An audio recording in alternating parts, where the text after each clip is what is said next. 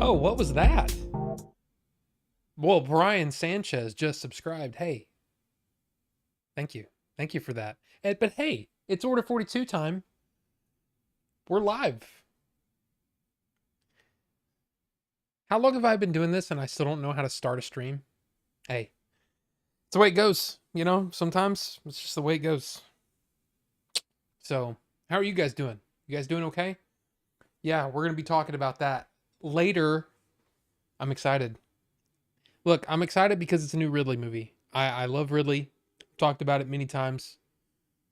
He's I'm just gonna say it. He's my favorite director. I know. There's a lot of people that go, "Oh, he hadn't made a good movie since The Martian or whatever." Okay, that's your opinion.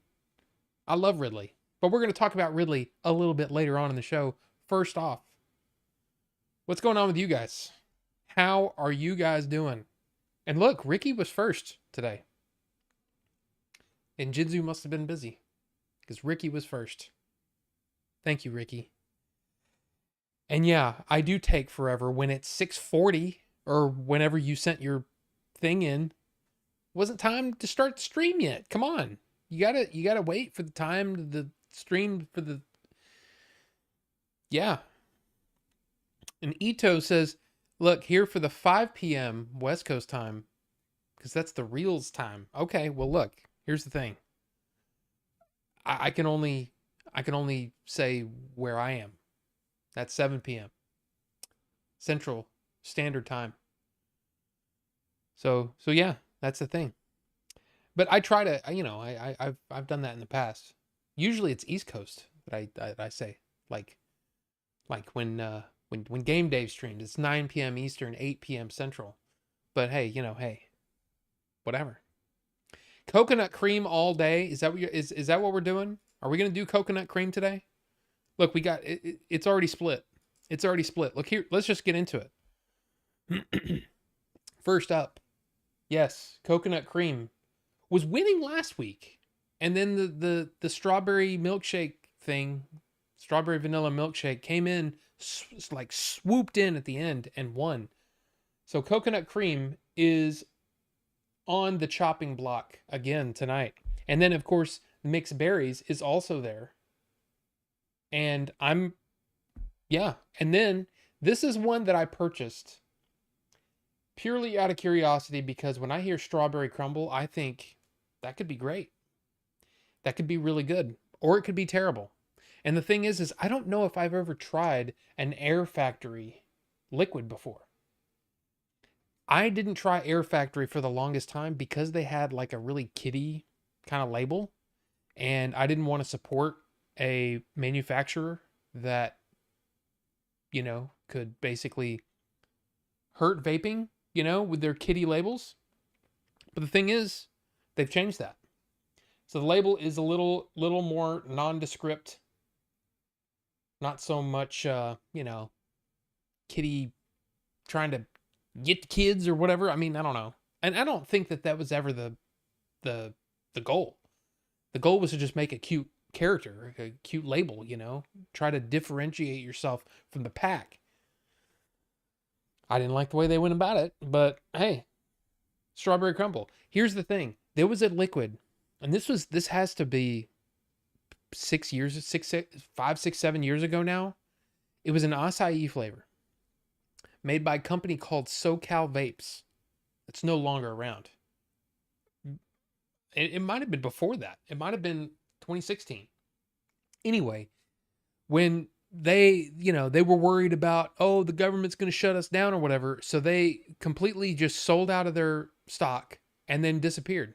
And apparently they now make, cannabis stuff because in California, cannabis is legal.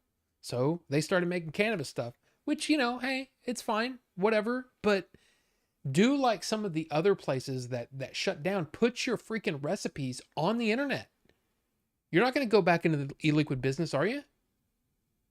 Maybe they are. But I really wish they would just put out their recipes so I could make that acai.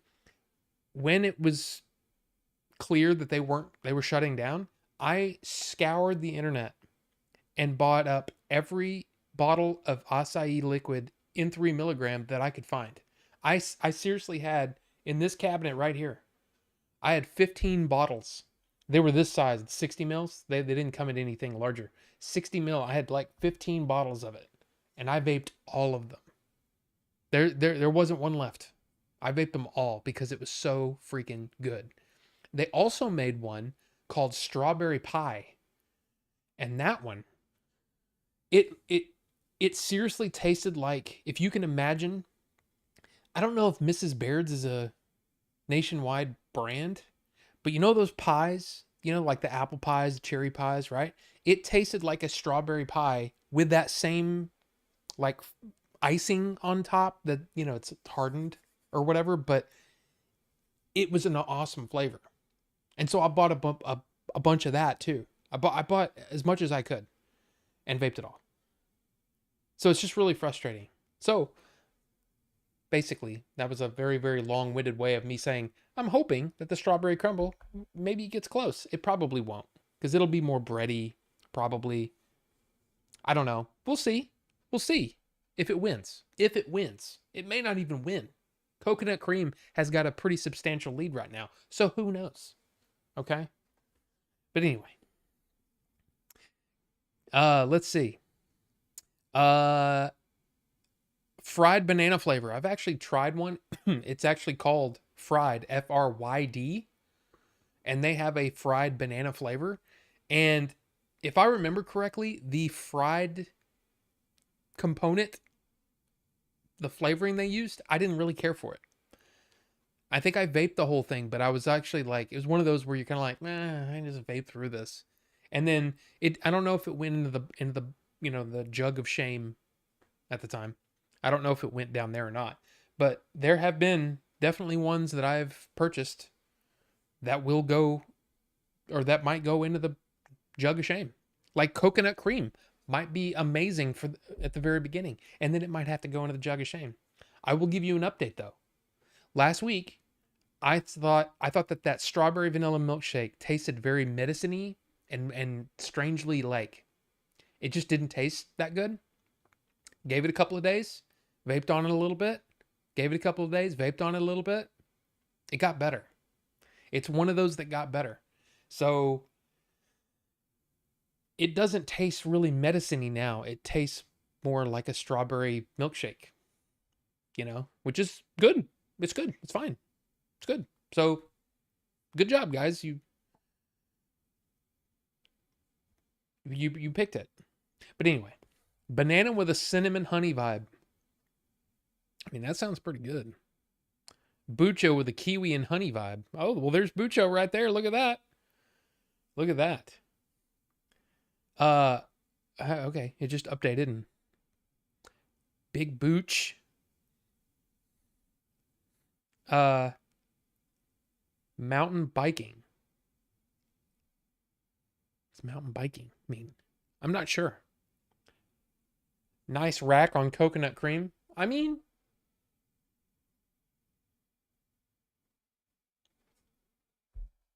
okay. This stream is directed by Ridley Scott. I mean, not really, but did you tell them about the double fart yet? I did not.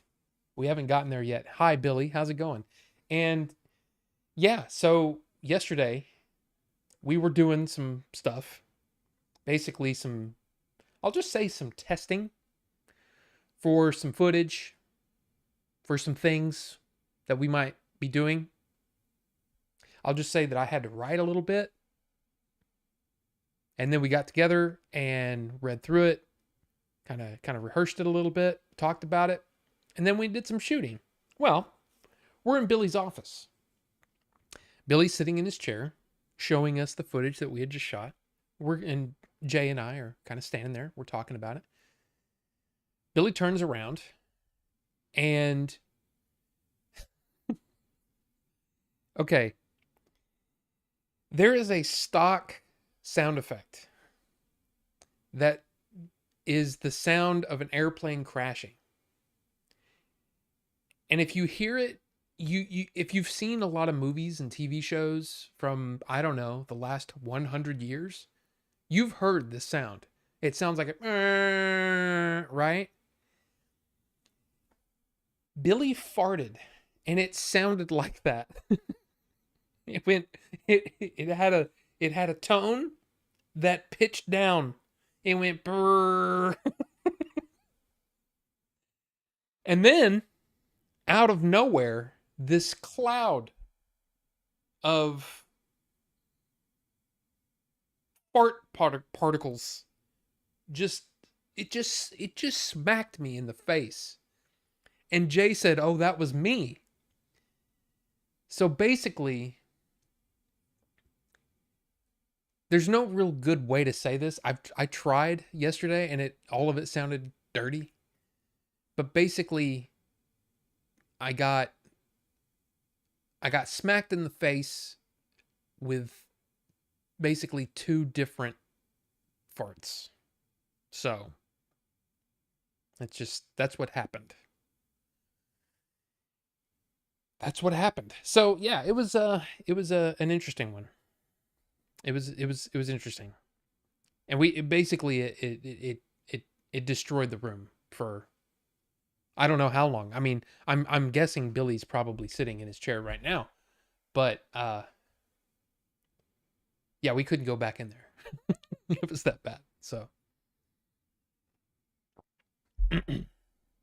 I'm no Nostradamus, but coconut cream has won and the count.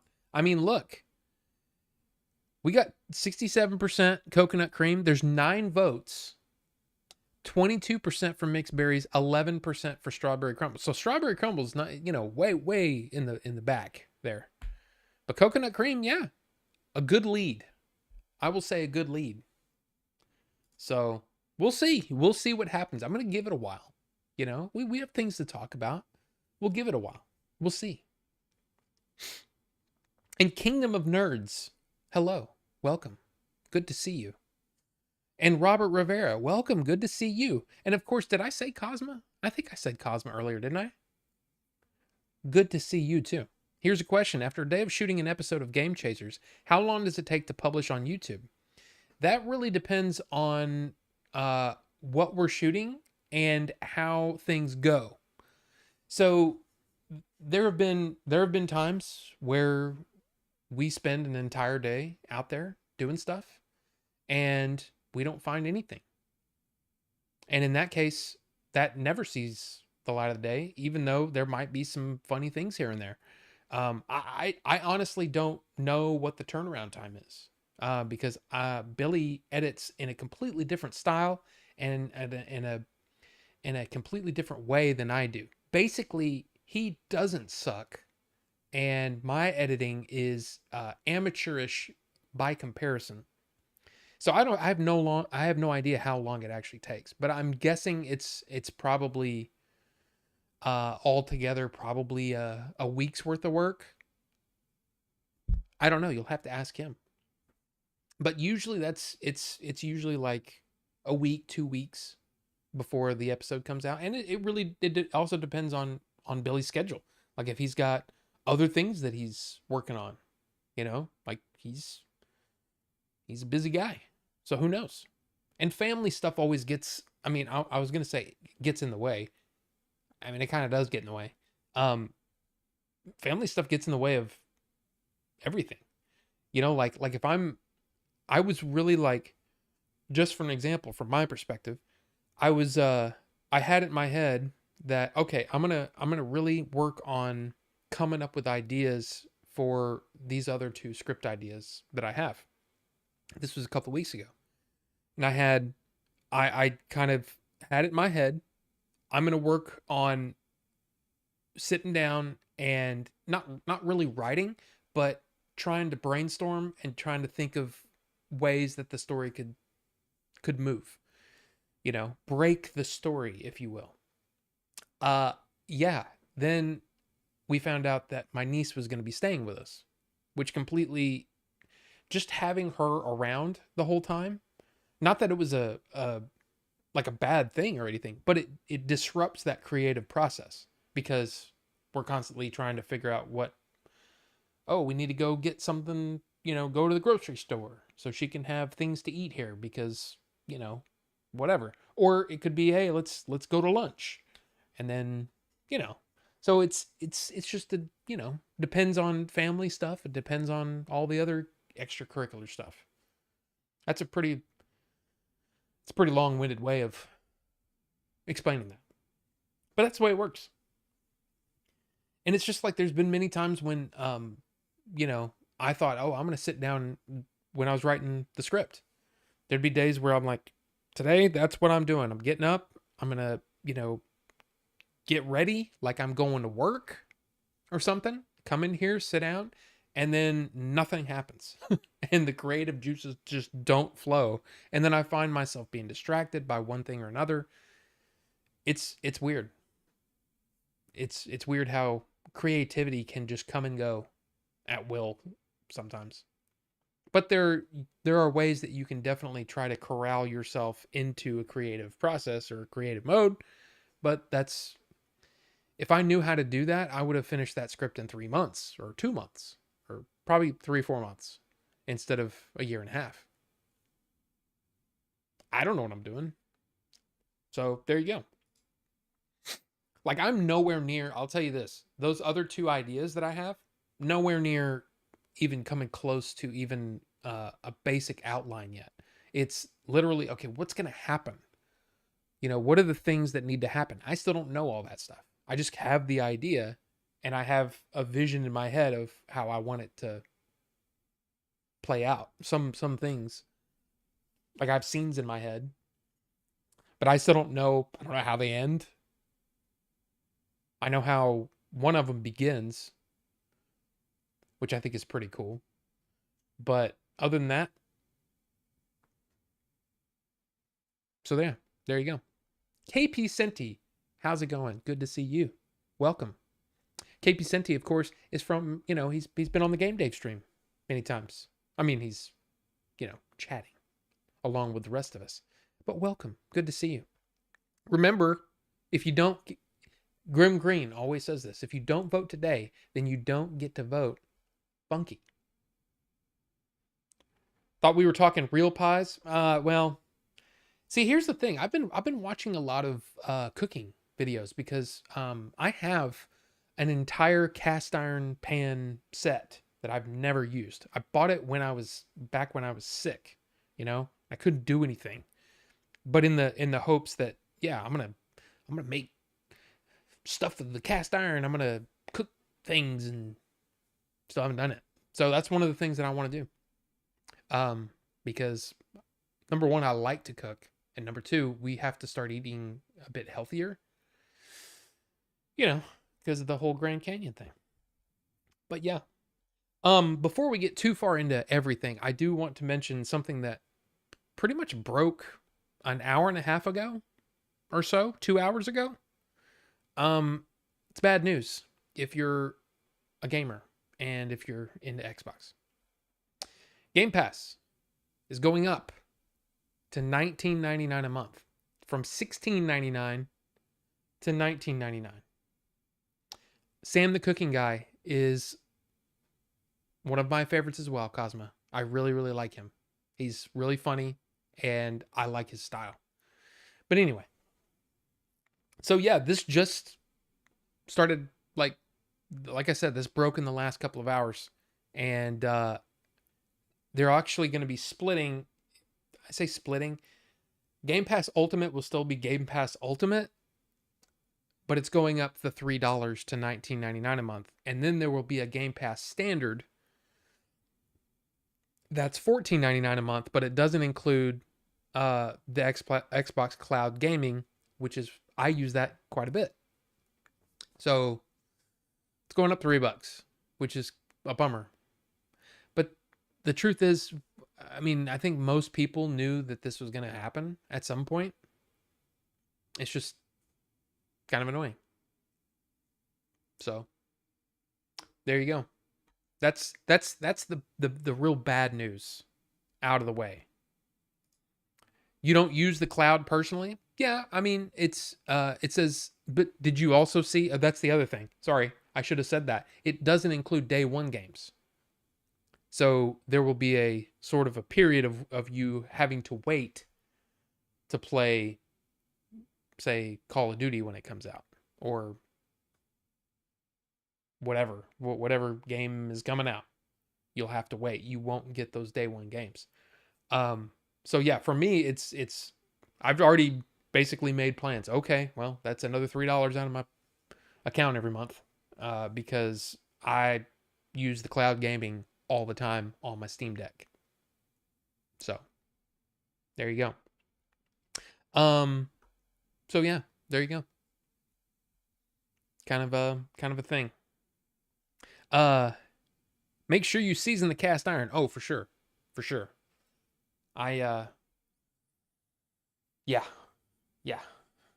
I've been, you know, trying to do my due diligence so I know what the heck I'm doing. But yes, seasoning is definitely a thing.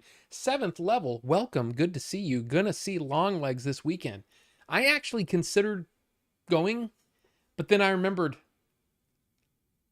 I saw the trailer and was like, meh. And I read a review, and again, reviews can taint experiences. Even mine can taint experiences, even though I try to really just really high level. I don't try to go into spoilers or anything like that when I'm talking about a thing. But Longlegs has been getting a lot of hype. A lot of hype. And yeah, I'm just not that big of a horror fan. So I don't know if I'm gonna go see it. I mean, the thing is I'm kind of in a spot right now where I'm like, I'm not really sure what I'm gonna do this week. I mean, I have some things that I want to do, but I don't know. So I may go see it. I don't know. We'll see. 20 a month. If they didn't spend so much money buying up every game company then they wouldn't need it. I mean, I usually buy games day one as well, but that's okay. I was disappointed to learn that the new Gladiator wasn't going to have Russell Crowe assassinating Jesus for the Roman gods. What? Hi, Jack's editor. Welcome. Yeah, no, that's that's not going to be a thing. Xbox going away soon? I don't know about that. I think they have a pretty. I still say it, and I still say it $20 a month. I still say that's one of the best deals in gaming if you play a lot of games. The problem is, I usually only play one game at a time. And like right now, I'm playing Sea of Stars, which is great. It's on Xbox. I'm playing it. I love it. I'm having a good time with it. But when I'm done with that, I'll probably move to another system or something. And then that $20 is just going to be wasted. So I mean, as long as you do it right, I think Game Pass is pretty freaking awesome. But I don't know. Give us a spoiler on what? On what? I probably haven't heard it. Drive down and see me. See me. Drive down and see me. Problem solved. What problem? What, the problem that I don't like horror movies? I mean, look, I've watched many horror movies, many horror movies over the years, and as a genre, it's more like the slashers I don't like. There are some horror movies that are really good. Longlegs looks like a movie that it's just not going to appeal to me. So, I don't know. Even though it's got Nicolas Cage. That was Ridley Scott's original idea for Gladiator II. Well, I'm kind of glad they didn't go that route. That's a strange route to go. Matt Walls, how is it going? Good to see you. I don't know if anyone has said this yet.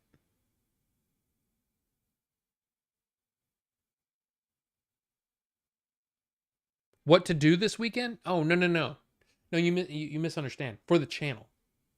For the channel is what I meant. Like what video am I going to do this week? That kind of thing. I mean, my weekend is filling up pretty much as we speak, because I'm married, so that happens. But yeah.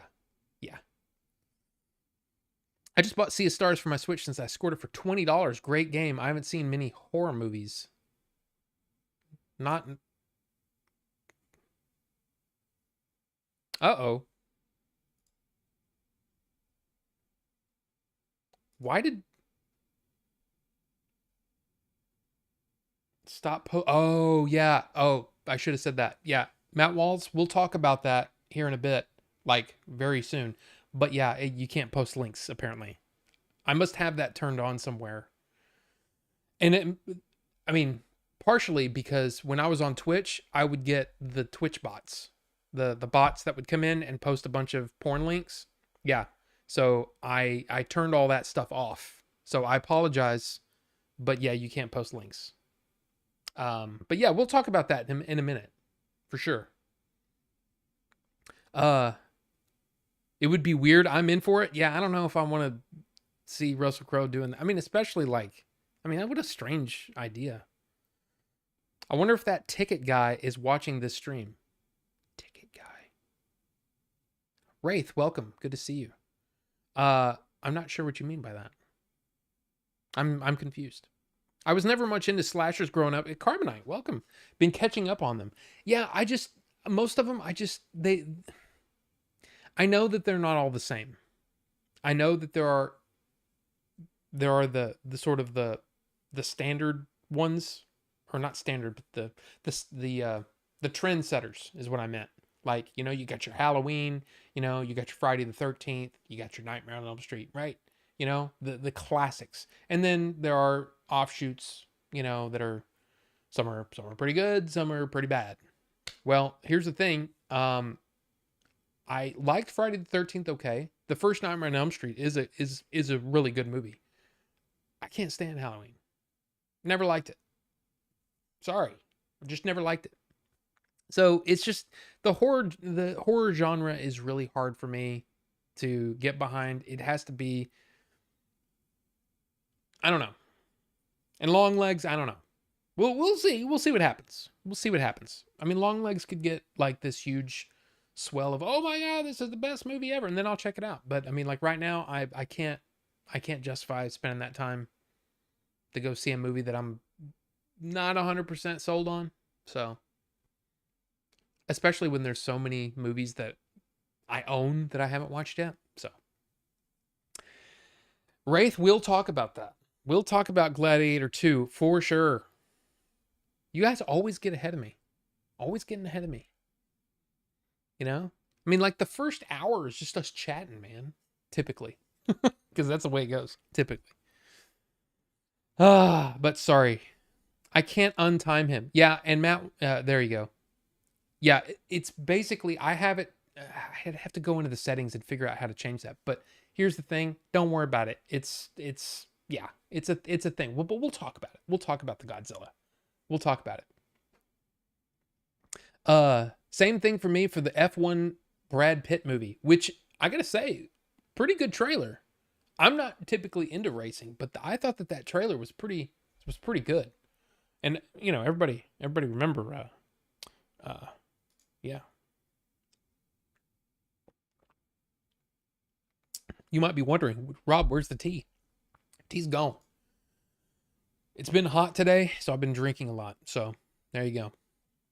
The guy who checked my ticket for Maxine asked me what Order 42 shirt I was wearing. I directed him to this channel. I forgot about that, Wraith. But yes, thank you. I appreciate that. Nah, I mean, JX editor, no, not particularly. I mean, that's just not for me, but, and it's for no other reason than that's just odd. It's an odd choice. But we will see. The song, oh yes, the F1 trailer did have, it's every trailer right now. Seems like if they, and it's, you have to understand, this isn't like, you know, Ridley Scott didn't do the trailer for Gladiator. Okay. It's either a separate studio that cuts trailers for movies, for different studios, or it could be someone in the studio in Warner Brothers that cuts that footage down to make a trailer, and then they decide to put in a pop song. It seems like the trailers, I'm all over the place here, and I apologize for that. But here's the thing. One trailer comes out, and they throw in a pop song, or they throw in a remake of a pop song. When they first did that, it was like, okay, that was pretty sweet.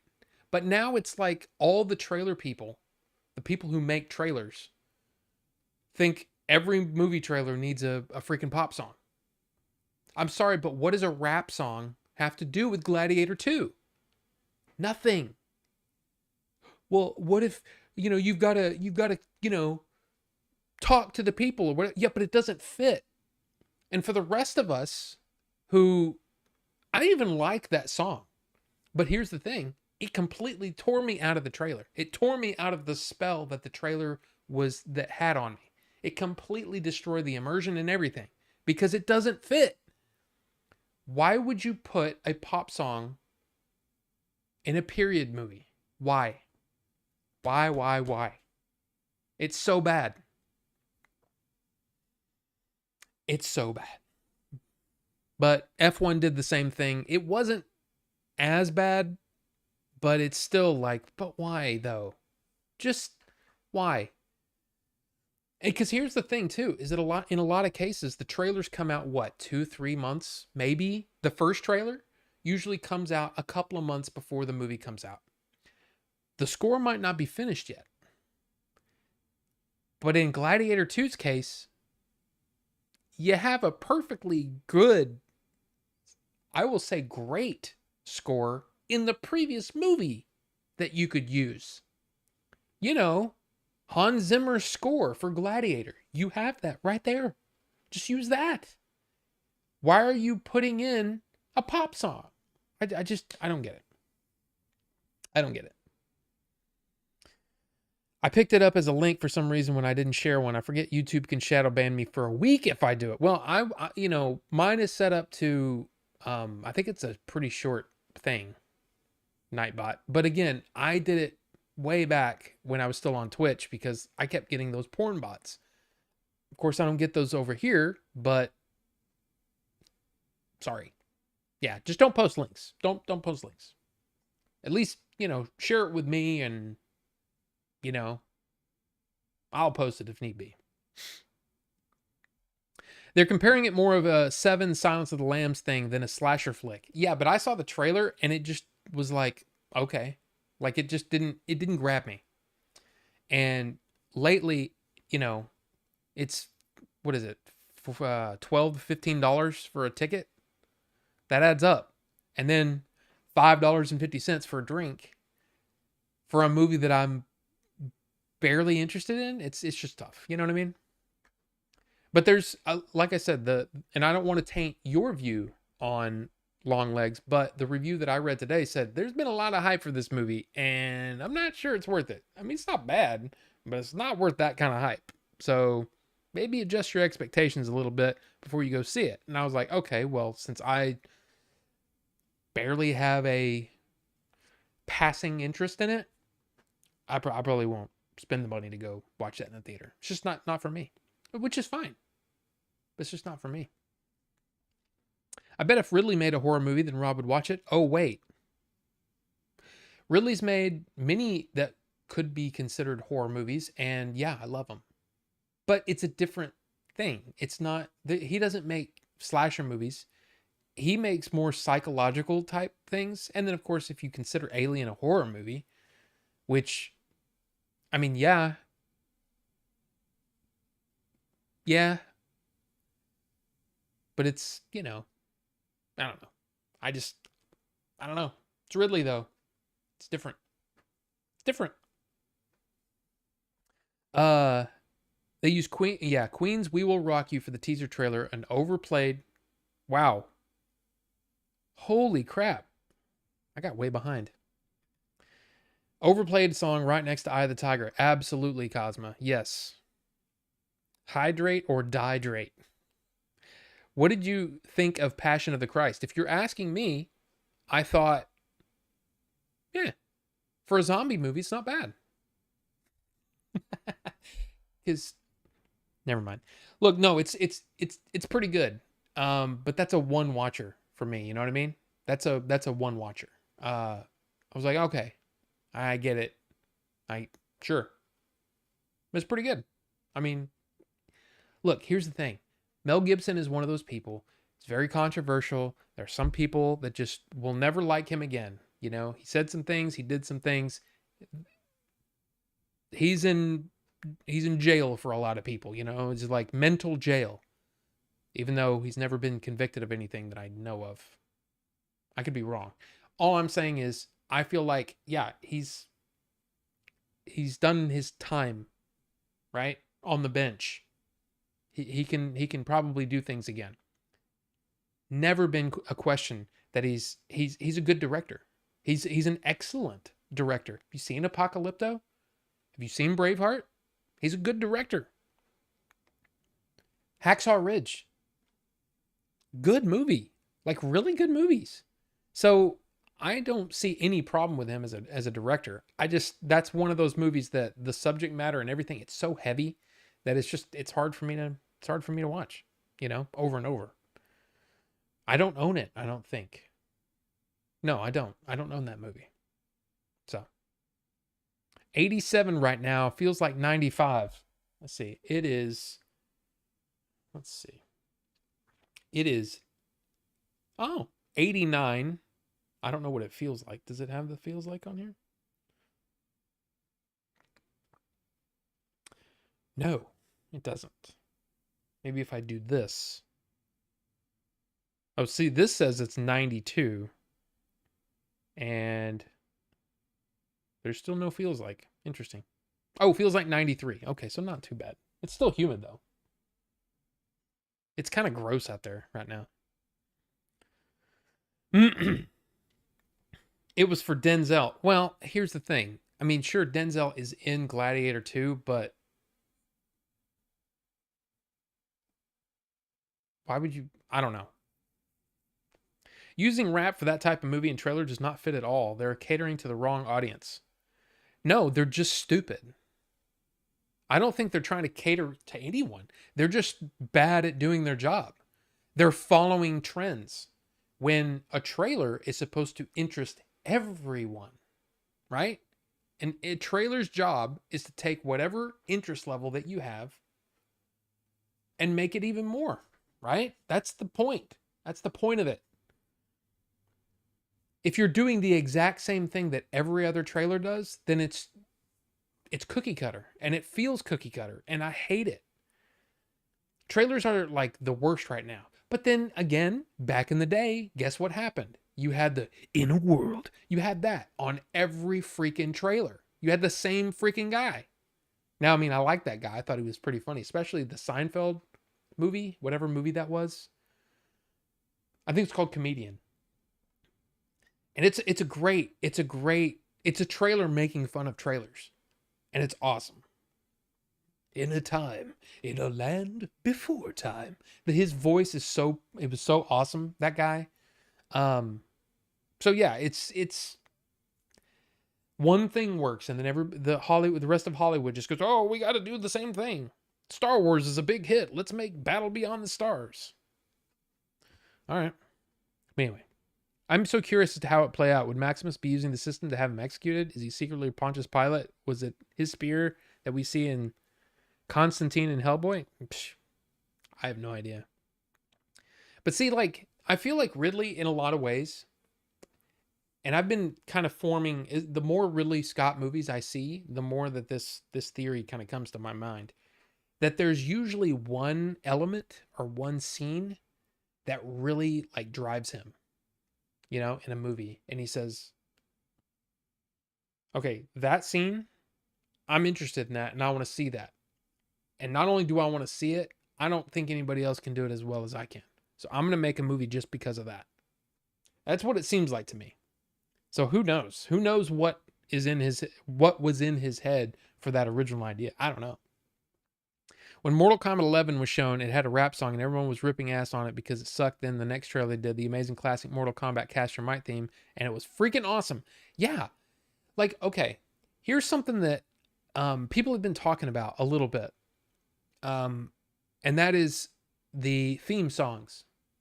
Like, are theme songs that important, especially like, say, House of the Dragon? House of the Dragon uses the Game of Thrones theme. I got to tell you, every time House of the Dragon starts, I'm pumped. I'm pumped. I'm ready. I'm ready to watch freaking more Game of Thrones stuff in that world. It gets me in the mood for that world. So why doesn't Disney do that for their Star Wars properties that are on Disney Plus? Why not? Why not start with that Star Wars theme, that classic Star Wars theme that we all love? We all know it. Why not? I don't know. I don't understand it. I don't understand it. Maybe the Gladiator will rap in a scene in the movie. If that happens, I won't walk out. I've only walked out of I've only walked out of 2 movies in my life. I'm not doing that again. No. It's going to have, it would have to be really, really bad for me to walk out on a movie today. Really bad. And I don't think Gladiator 2 is going to be that bad. Godzilla internet web location is the way YouTube wanted me to say. Oh, man, there you go. It's Gladiator 2. It's not A Knight's Tale. Absolutely. But why? I just don't understand.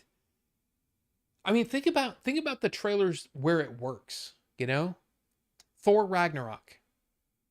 That trailer, you might not like Thor Ragnarok, but I love Thor Ragnarok, and guess what? That trailer is perfect. It was so perfect, they used it in the movie. They used the same Led Zeppelin Immigrant Song in the movie at that same part, and it was awesome. So, I don't know.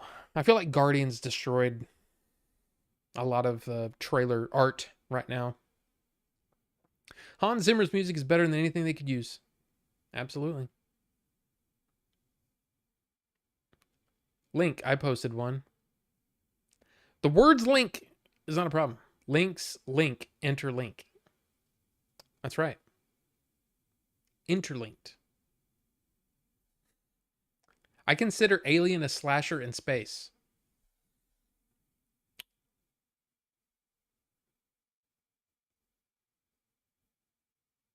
I don't know. To me, that's so...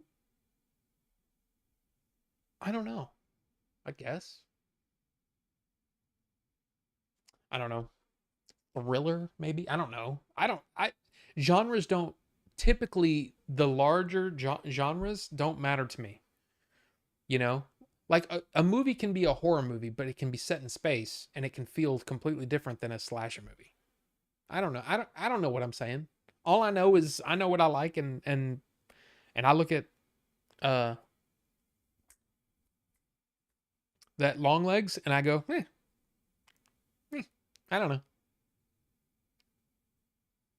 Zodiac is one of my favorite movies.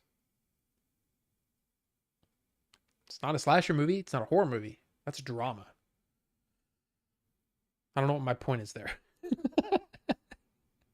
And look at this, everybody. 50% coconut cream. 31% for mixed berries. And 19% for strawberry crumble. You know what that means. We could have another upset. Will coconut cream will it win out this week? Or will one of these other 2 contestants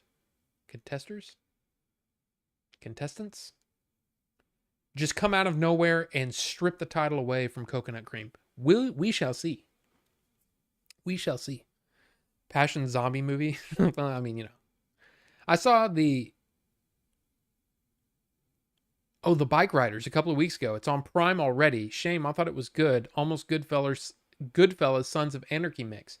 But the thing is that, part of the problem is that there are people that when they hear about a movie and then they don't hear about it. I saw the trailer for that like a year ago.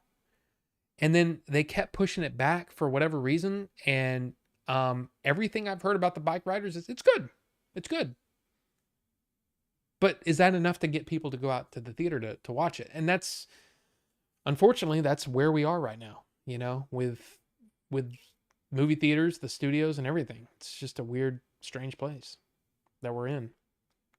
Dropping in to say hi. Well, Ted, hi. Good to see you. I don't know if you're leaving already. You might already be gone. But hi, how's it going? He didn't direct it, but he's co-writer for Get the Gringo, and that movie's great. I mean, it was fine. It was good. It was okay. I enjoyed Fat Man. Anybody see Fat Man, where he plays Santa Claus? It's pretty awesome. 87 right now. So hot, I didn't notice you called Passion a zombie movie. Well, you know what I mean. It's just, it cracks, I don't know. For some reason, it just cracks me up. The idea of that. But I just pre-ordered my copy. It was day one for me. Well, Matt Walls, I will explain why it's not quite a day one for me. But hey, enjoy. I'm glad. I'm glad that you got the thing. In a world where movies are, oh, should I read it? In a world where movies are 4K, Rob tried to find the acai vape. But will he find it in time before the killer wolf dog eats lunch? Starring The Rock. Rated PG-19 and a half. I don't have the voice for that. You know? I don't have the voice, but yeah. I also saw Inside Out 2. I very much enjoyed it. Probably as good as the first one. I mean, I liked it. It's one of those movies where I don't feel like it had the same impact as the first movie. But then when I hear people talk about why they liked Inside Out 2 better, I'm like, oh, that makes perfect sense. Yeah. You know, there's, but I will say, I watched the first movie before like a day or two before I went and saw Inside Out 2, because I was like, I have only seen Inside Out, the first one. I think I've only seen it once. I own it and I've only seen it once in the theater. So I never watched the Blu-ray that I have. And so I wanted to refresh it. And man, Sadness is my favorite. It just, I don't know. I love Sadness. So, I mean, the character. But yeah. Straight Out of Rome, a crazy. Yeah, I'll decap your ass, put you on the short. Yeah, exactly. Yeah, it's dumb. It's dumb. And the thing is, thematically, the song kind of makes sense, but it doesn't fit. The song as a whole doesn't fit. It's a period piece set in ancient Rome, right? There's no reason to put a freaking, just because the word Colosseum is in the song, there's no reason to put that in the freaking movie. Or in the freaking trailer. It's just dumb. The Xenomorph kills one person at a time and even has a final girl. I mean, you're right, Carbonite. You're right. But if that's the case, it's the best one ever. And nothing, I mean, I'm not going to say nothing will ever top it, but man, you know me. I mean, you know me. It's hard to point because I'm actually pointing at Sherlock Holmes over there on my Blu-ray shelf. But now it looks like I'm pointing directly at Alien. That's the way it works. Forced perspective, kind of.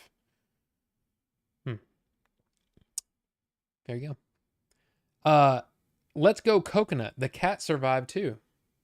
I mean, spoiler alert, but yeah.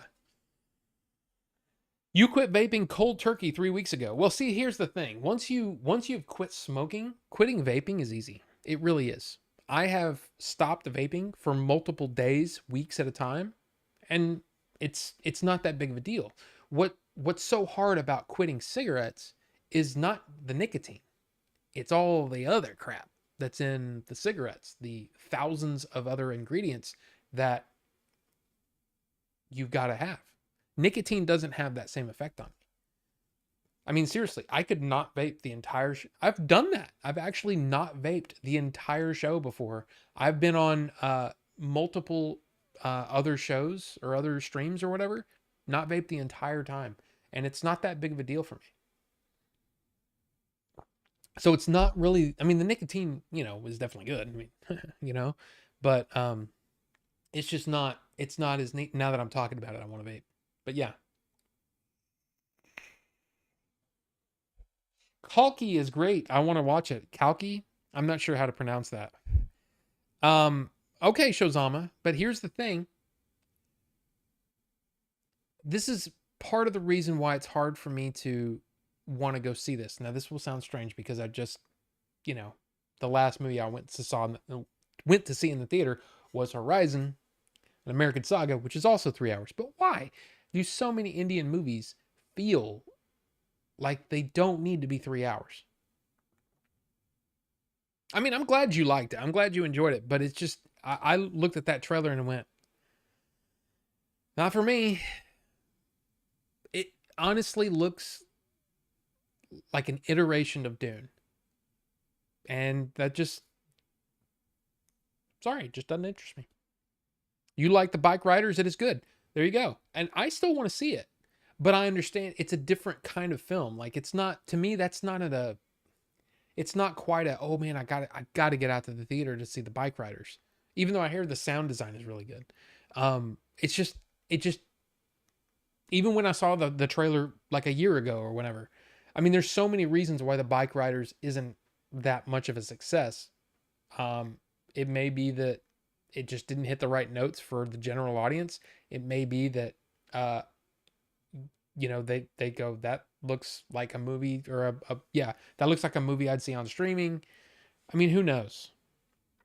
There's got to be a reason to get your butt out to the theater, and it's tough to do. Not all stories require, in my opinion, not all stories require a theater experience.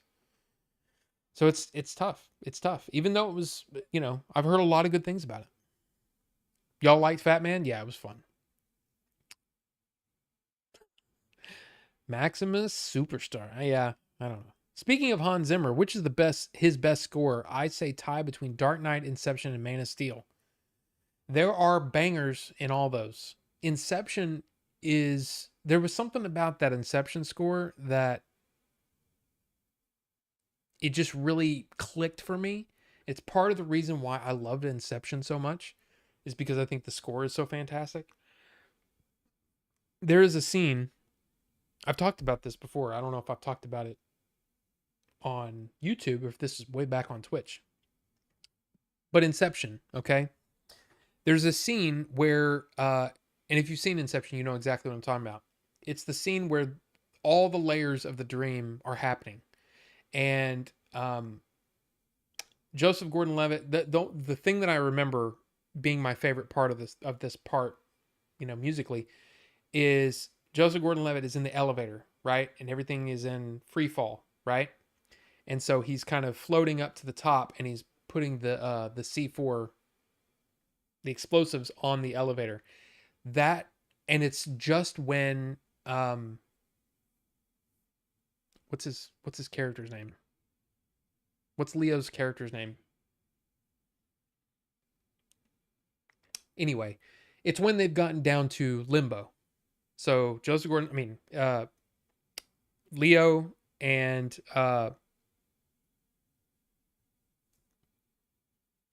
Ariadne is her character. Anyway, doesn't matter. They're down in limbo. And he's talking about how he's basically finally coming clean on all the stuff that went down when they were in limbo and all that stuff, and how his wife went crazy and all that. And it's showing a bunch of different things happening in the multiple levels, right? The score has the time theme, the main theme of the movie that plays at the very end when he's in the airport and everything's like, right? It's layered with other notes that turn it into a confusing almost mess. So the theme is still there, but there's all these layers on top that confuse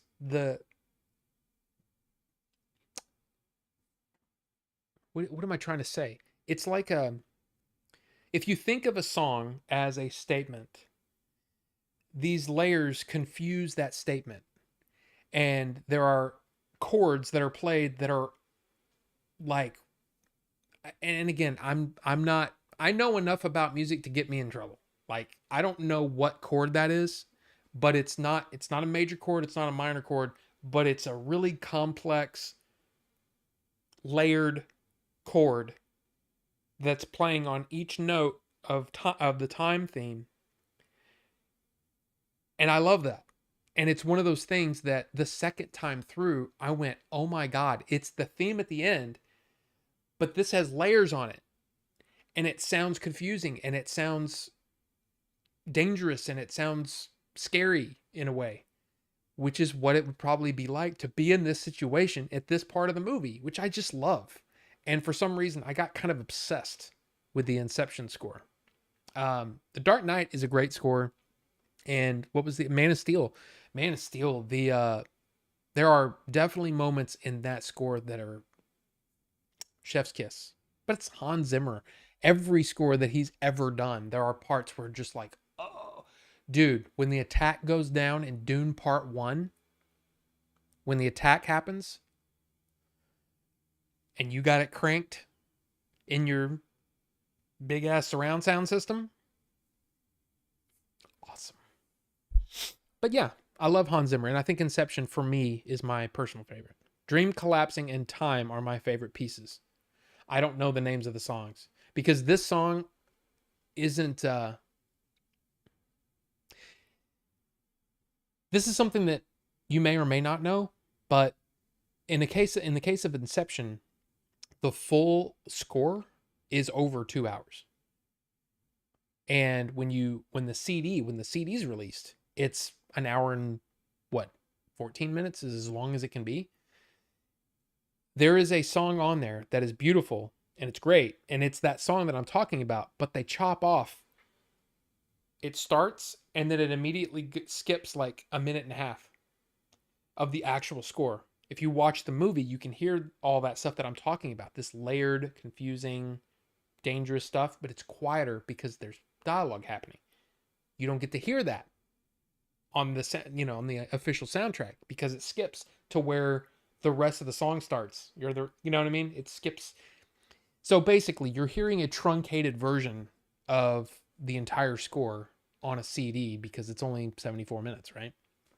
Or I don't remember. 74 minutes used to be the standard, but it's been a long time. Anyway, my point is the full track is not on the score, or on the soundtrack, so I don't know which one it is. But there you go. That Santa movie with Hopper from Stranger Things is a lot of fun too. I still haven't seen that one. Let's call it Violent Night, right? I still haven't seen that one. That one actually looks fun, yeah. First Flight is truly amazing. Play them while on mute for a second. Dream Collapsing is terrifyingly amazing. Okay, hold on a second. Can I do that? I should be able to do that. Search. There we go.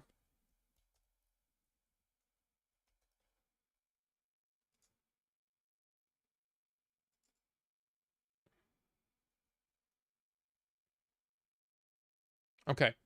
So here's what I'm going to do. I'm going to mute myself for a second.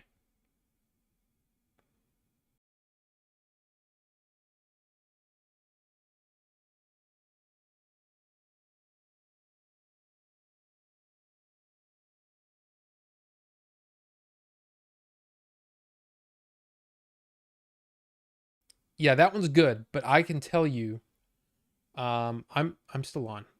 Can I, let's see, go to album, show album in library. It is, hold on.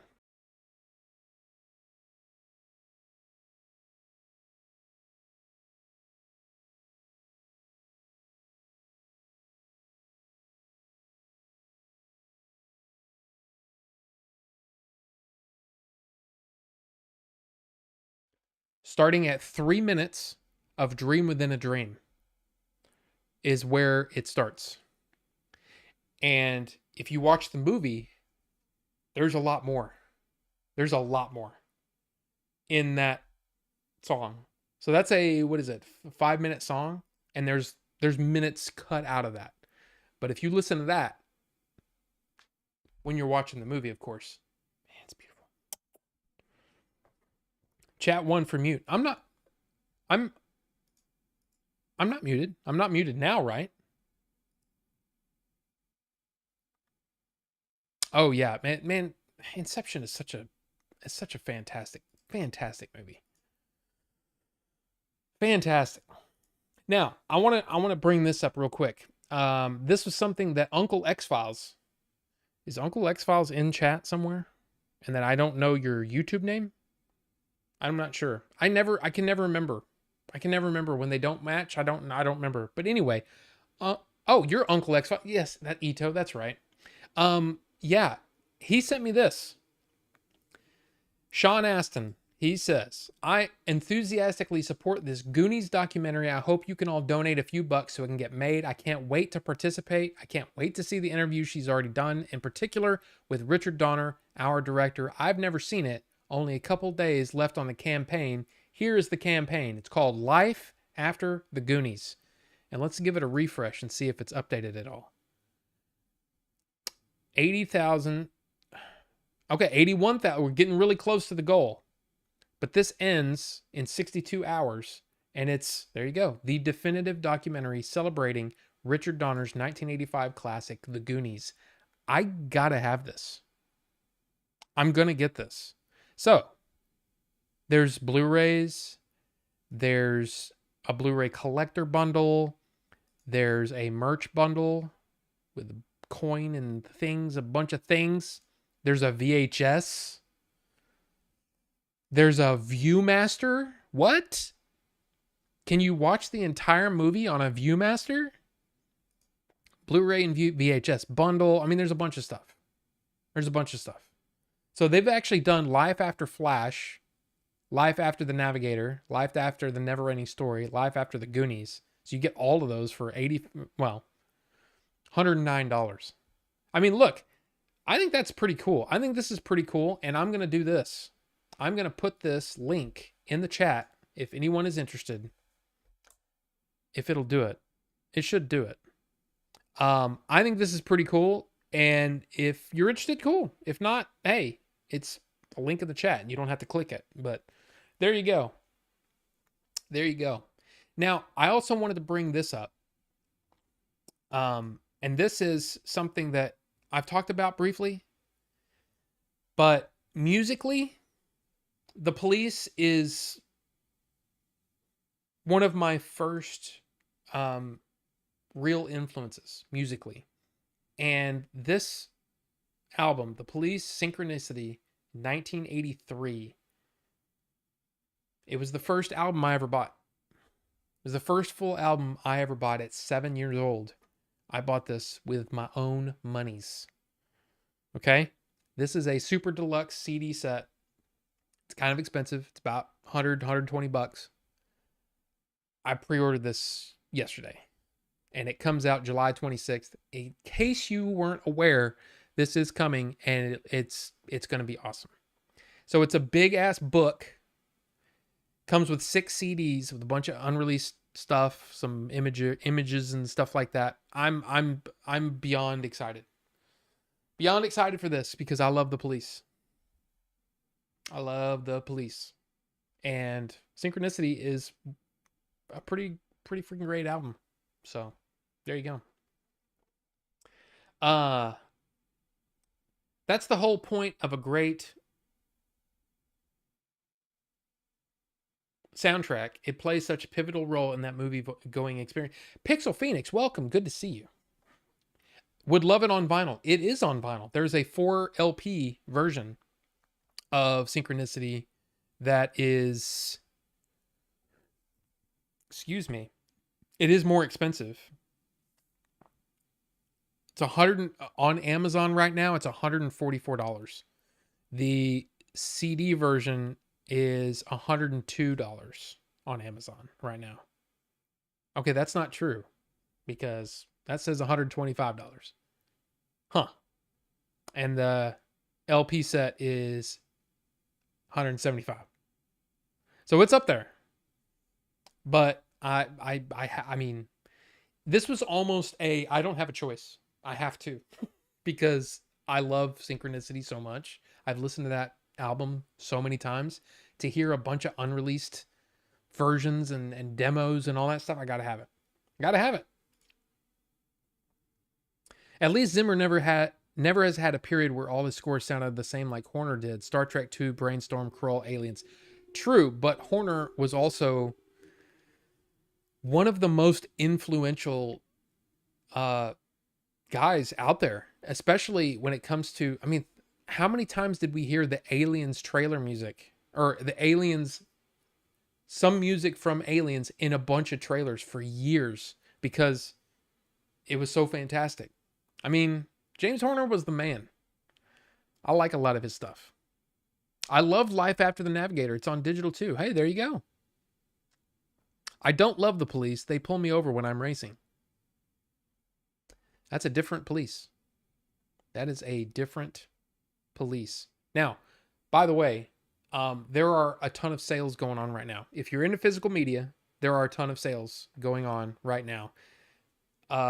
Amazon and Target both have a buy two, get one free. So it's basically buy 3 items and the cheapest one is free. I have a bunch of things I'm about to pull the trigger on. I did purchase a couple of things, separate things from Walmart. One of them being the Mad Max anthology, the first 4 Mad Max movies in 4K for $38. No brainer. No brainer. So yeah, there you go. There's that. And then I know, look, here's the thing. I know that not everybody's into digital. And I know that there are going to be people that say that completely, if you have to be one or the other, you're either into digital or you're into physical. And that's just not the way it works. Because there are movies that I want to watch again, but I don't want to pay $20, $25 for a 4K or a Blu-ray when all I want to do is watch it one more time. I'll pay the $5 to buy this on digital. There's a lot of sales going on right now on iTunes. Look at this. All 5 Pirates of the Caribbean movies for $15. All 4 John Wick movies for $15. There's the Kung Fu Panda set for $35, which is not that great. Jurassic Park trilogy, $15. And the World trilogy if you want that. There's all the Hunger Games for $15. All the Expendables for $15. The Spider-Man, the Andrew Garfield Spider-Man for $10 for both of those. The Tobey Maguire Spider-Man or Sam Raimi, $15 for all 3. There's basically some pretty good deals here. Some pretty good deals. All the Riddick movies for $15. The freaking Cornetto trilogy over there on the right. World's End, Hot Fuzz, and Shaun of the Dead for $15. I mean, hey, the El Mariachi trilogy if you want Desperado, El Mariachi, and Once Upon a Time Mexico. Rob Zombie Collection, $15. I mean, look, here's the deal. All I'm trying to say is there's good deals. There's good deals right now. So, there you go. There's good deals on digital right now. One more physical thing. Of course, Matt Walls brought it up. It is the Godzilla -1 4K Ultra HD Blu-ray Deluxe Japan Collector's Edition is coming for U.S. customers. So you get this. It's basically the same set that the Japanese got, except the first 2 discs have U.S. or have English subtitles. The problem is, the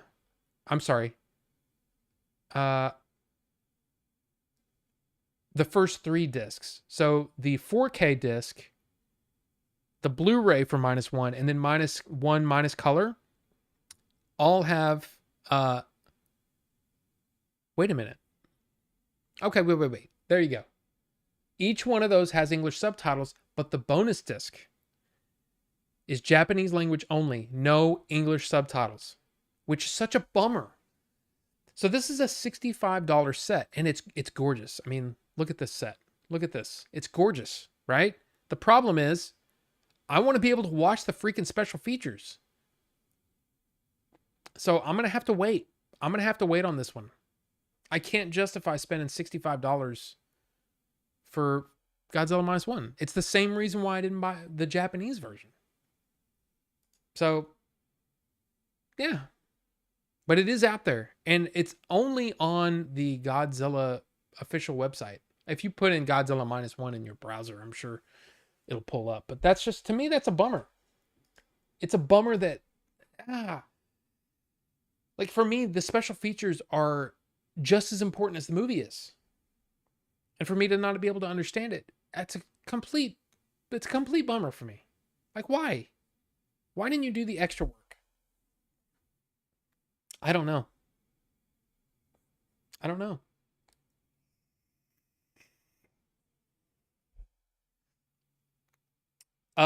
Seventh. My dad, as a drummer, was fascinated by the Police because of the weird time signatures the drummer would use. Yeah. Yeah. Stuart Copeland, man. Yeah. And Andy Summers, as, their guitarist, did some crazy stuff too. I mean, if a lot of it was, especially in this time, the synchronicity time, a lot of it was led by Sting. But I want to know more. I want to know more. And they apparently have never really released, the Police have never released anything more than what I have on the collector's edition Police set that I have, where it's basically all their studio stuff. This is a bunch of stuff that's never been heard before. So, I mean, you know what I mean. They pull me over when I go down a hill fast, and I've called them out for entrapment. The band's good though. Look, the Police isn't for everybody. I understand that, but I love the Police. They're my favorite. They're just my favorite. They're just my favorite. So it's been an hour. We're going to call it. Coconut Cream won. 47% of the vote. Coconut Cream with the good looking lady on the front. That's what won. These two, you'll have your chance, but not today. And Rachel's here. Welcome. Welcome. Zelda Breath of the Wild hardcover strategy guide for cheap. Yeah. I've seen those sales. There's some good, I already have it, but pretty good sales for that stuff. I got Smoking the Bandit for $5 and Dracula 2000 for $2 digitally. See that? Yeah, yeah. No Country for Old Men, but it's not 4K though. True. But I'm telling you, what I do is if I'm like, okay, there's a movie that I want, and I definitely want it on disc, I just put it in my cart on Amazon, or in my wish list, right? And I just watch the wish list, and then for some reason, sometimes it will show if there's another deal, like the buy two get another free, or buy three get three for the price of two, is what it says, right? Sometimes it shows up and sometimes it doesn't. I have to actually click on it and then see if that little link comes up, because there's a bunch of movies that are in my wish list that aren't included in the buy 3 for 2. It's just not. I don't know why. But there you go. You have to get it and learn Japanese. If you have Samsung phone, it translates real quick. I'm not doing that. That's no. I'm sorry. If you're not going to release it with English subtitles, then it's not meant for me. In which case, that whole set's not meant for me. That's just the way I look at it. And I just don't understand the thinking. Why would you release it without... Why even put the disc in there? Well, there might be some people that speak Japanese and they... Okay, well, they already bought the previous version. So, what's the point? It's so frustrating. Now I need a shirt that says I heart Timothy Chalamet. Yeah, I probably do need one. Because I do. He's one of my favorite young actors right now, for sure. For sure. But hi Rachel, how are you? Is that supposed to be Buffy on the bottle? No, each one has a bunch of different, like, there's different girl on each flavor or whatever. But this is like, again, this is their sort of return to the market. They've been off the market for a while. So yeah. Okay, that's smells great. Let's do a nuck.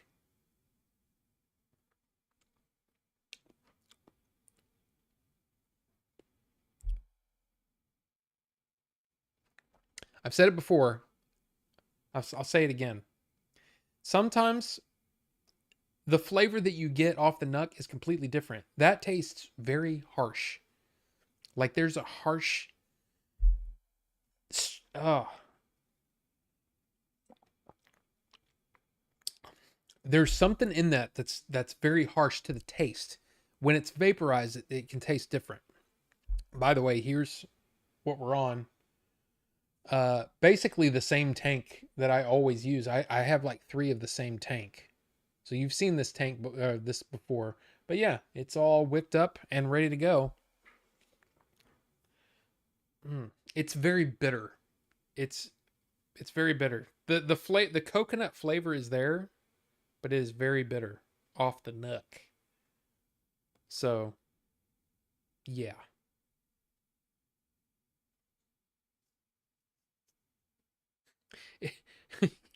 I'm so sorry if you're not going to take the time to use your phone to translate it, then that's your problem. Well, okay. Well, I don't have to buy it. I don't have to buy it, Toho. Oh, well, then I guess you're not a real fan. No, I'm not. I've never really been a huge fan of Godzilla. I like that movie and I would like to own it. I would love that 4 disc set, but that is completely useless to me. It's just useless to me. Oh, I guess I ought to turn this on. So frustrating. Okay, it's on. I just don't understand the thinking. What's that process like? Like, in what world is $65 for basically a movie only version? It doesn't make sense to me. Makes 0 sense. So I don't really get it. Uh, so even though I got so excited, and then the more I read, the more frustrated I got. Like, why? Why would you do this? Okay, I'll tell you this. It doesn't taste off the Nuck. It didn't taste great. It smells awesome. And the thing is I've as a kid I used to hate coconut. As an adult, I've learned to appreciate it, and I do like it. But we shall see. This might be awful, but we'll see. And this could be one of those that needs to the act of steeping, meaning uh shaking it up and then exposing the solution to air, it can change the flavor, which I think is what happened with that milkshake last week. It tastes so much better. Um, so this might taste awful at first, and it might get better, but we'll see. We'll see. But here we go. Let me close the coconut cream, everybody. You guys chose it. It got how much in the vote? 47% of the vote. So, I'd say out of 19 votes, it got 47%. That's pretty good. So, coconut cream, everybody. Let's give it a shot. We don't have any music or anything for this time. So, there you go. Coco's nut cream. Hey now.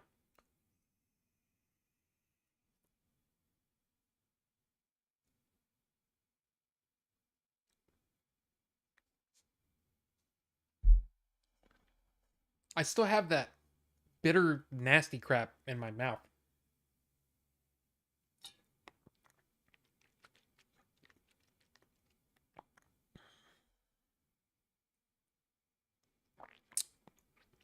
This was made April 15th. So 3 months of sitting there. Not really a whole lot to steep. Maybe it needs to steep more. I don't know. Okay.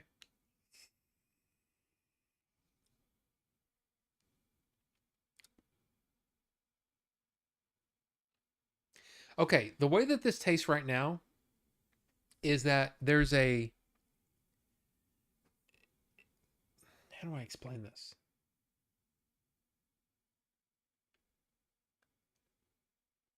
It almost tastes like coconut water,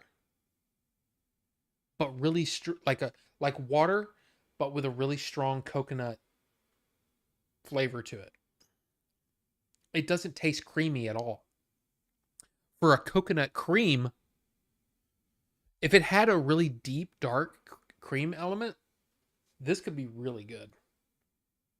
And like I said, it may need to steep, you know? I don't know. I don't know why I made that face. I don't know.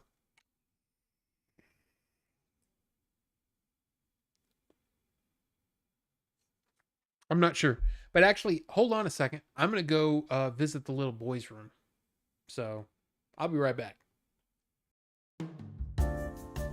This is the men's room.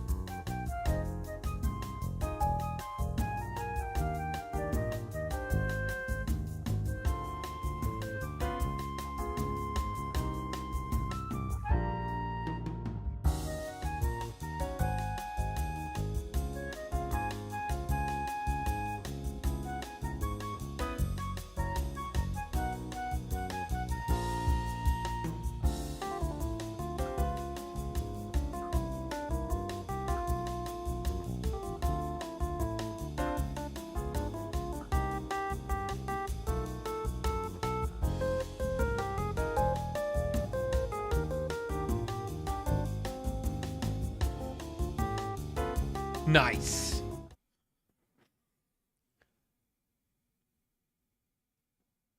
Nice. Movie on the way. Movie that I've been, one of those where I've been waiting for it to come down a little bit, hoping it wouldn't sell out. Finally was at a price that I thought was pretty good. Finally here. Okay, I will say this about this. If it doesn't get any better, it's going in the jug. It just will. Because here's the thing. You can see this is 100 mils. Okay?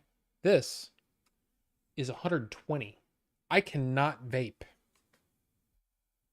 this much of this in this condition. Now here's the thing. I didn't like Suicide Bunny before. So, as I mentioned last week, Suicide Bunny was like one of the main e-liquid manufacturers. I mean, they like everybody was like, "Oh, do you have Suicide Bunny? Do you have Suicide Bunny?" It was like a big seller. And then there was this thing that happened where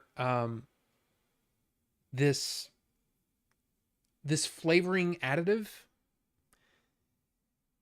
got a lot of heat because it caused popcorn lung. Not one vapor has ever contracted popcorn lung.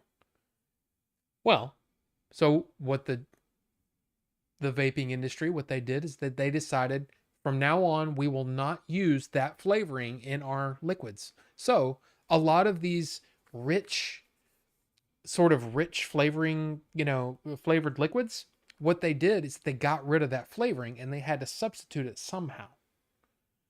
When that happened, there a lot of those companies that were around before, their liquids just didn't taste the same after they redid their recipe.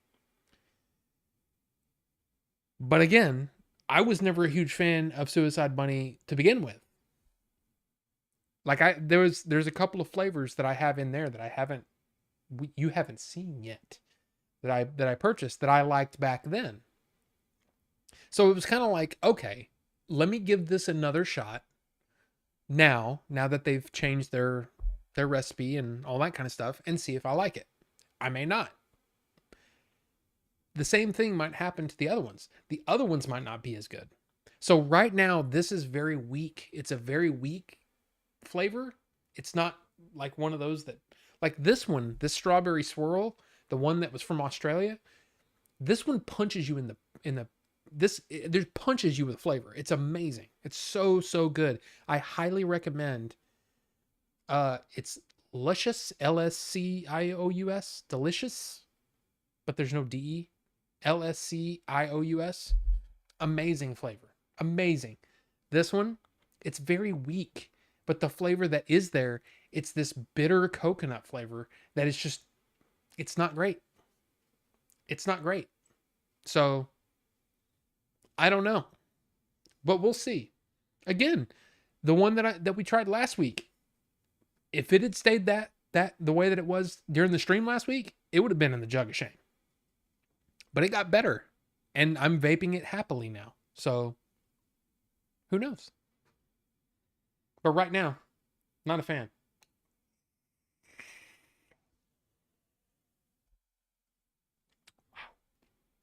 No, it tastes bitter and gross. It tastes there's something wrong with it. And that may be it. It's because it's only 4 months old or 3 months old. Less than 3 months old. It may just need time to steep. Because right now, it's not great. Not great. Not a fan of coconut. Yeah, and like I said, I wasn't a fan. And then, I got a message.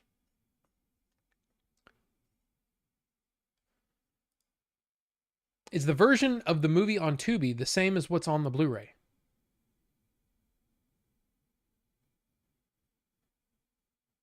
Anybody know? I never watched it on Tubi. I think Billy's going to have to answer that one. Yeah, I'm not sure. It may be slightly different, but I don't know. I scored a Switch OLED Mario Edition for $200 on Temu and Mario Brothers Wonder for $30. That's a deal. That's the big problem with both the Amazon and the Target get 3 for 2 that's going on right now. No Switch games. No Switch games are part of it. Billy said should be. Okay. There we go. Should be. I'm waiting for it to be voiced in English. You mean actually dubbed in English? Because there is on Netflix right now, Godzilla Minus One it does have a dubbed version, which I've heard is actually pretty good.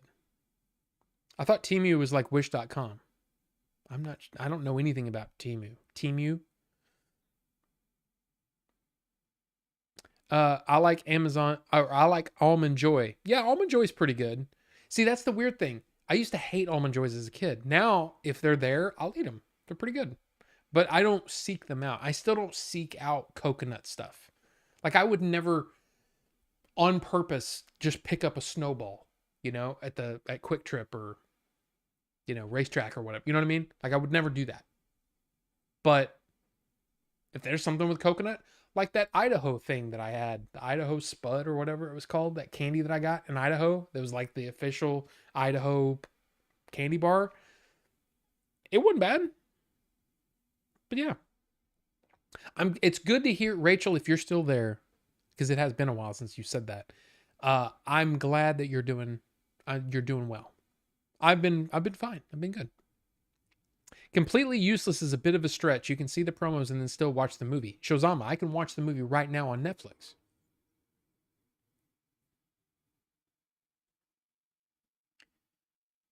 The reason that I buy a 4K is not just for the movie. It's for the movie and the special features. Now, if you're going to give me the movie with basically no special features, I have a hard time purchasing that. I have a hard time purchasing that at $20. Now you make the thing $65. You have the second disc, which is completely useless to me because I'm not going to watch. I have a 4K player. Why would I watch the Blu-ray? Why would I ever need to watch the Blu-ray? I don't need to watch the Blu-ray, to answer your question. The 4K, good. The minus color, good. So 2 discs out of the 4-disc set are completely useless to me. How is that?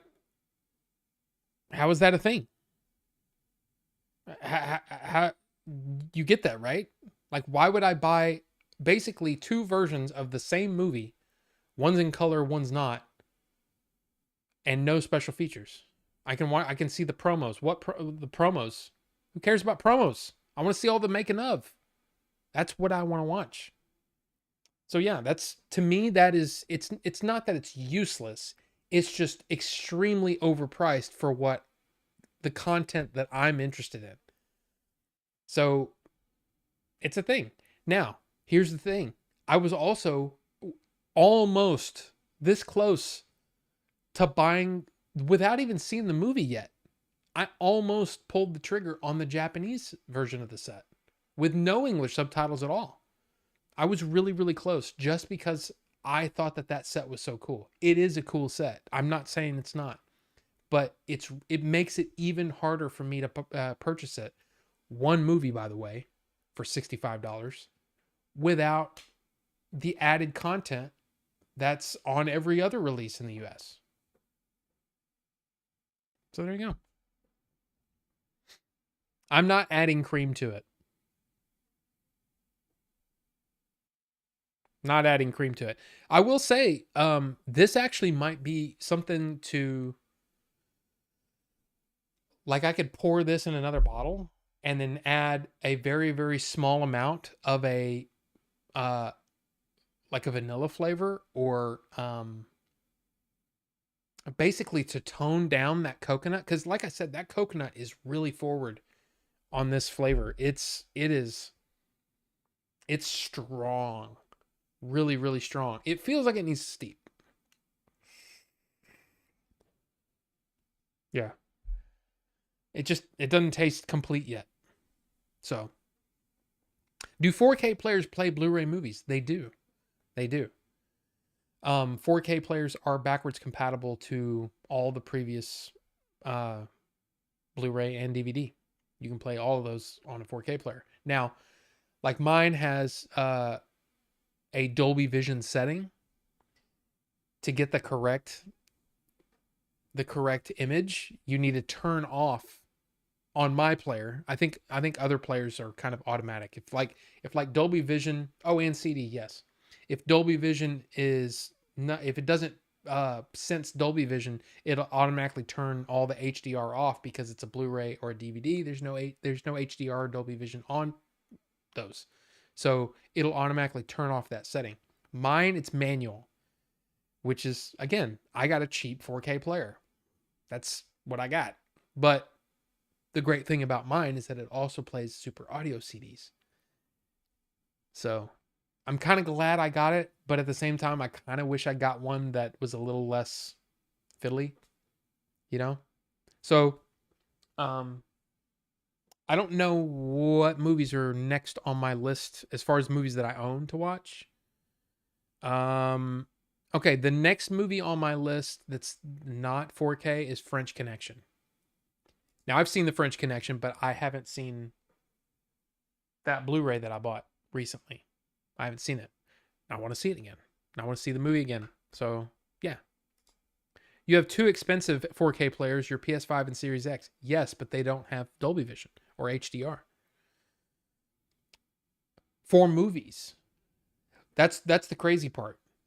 They have Dolby Vision and HDR10 plus built in for games. So if the games support Dolby Vision and HDR10 plus, the games work and the games will do Dolby Vision, but it doesn't support it for movies.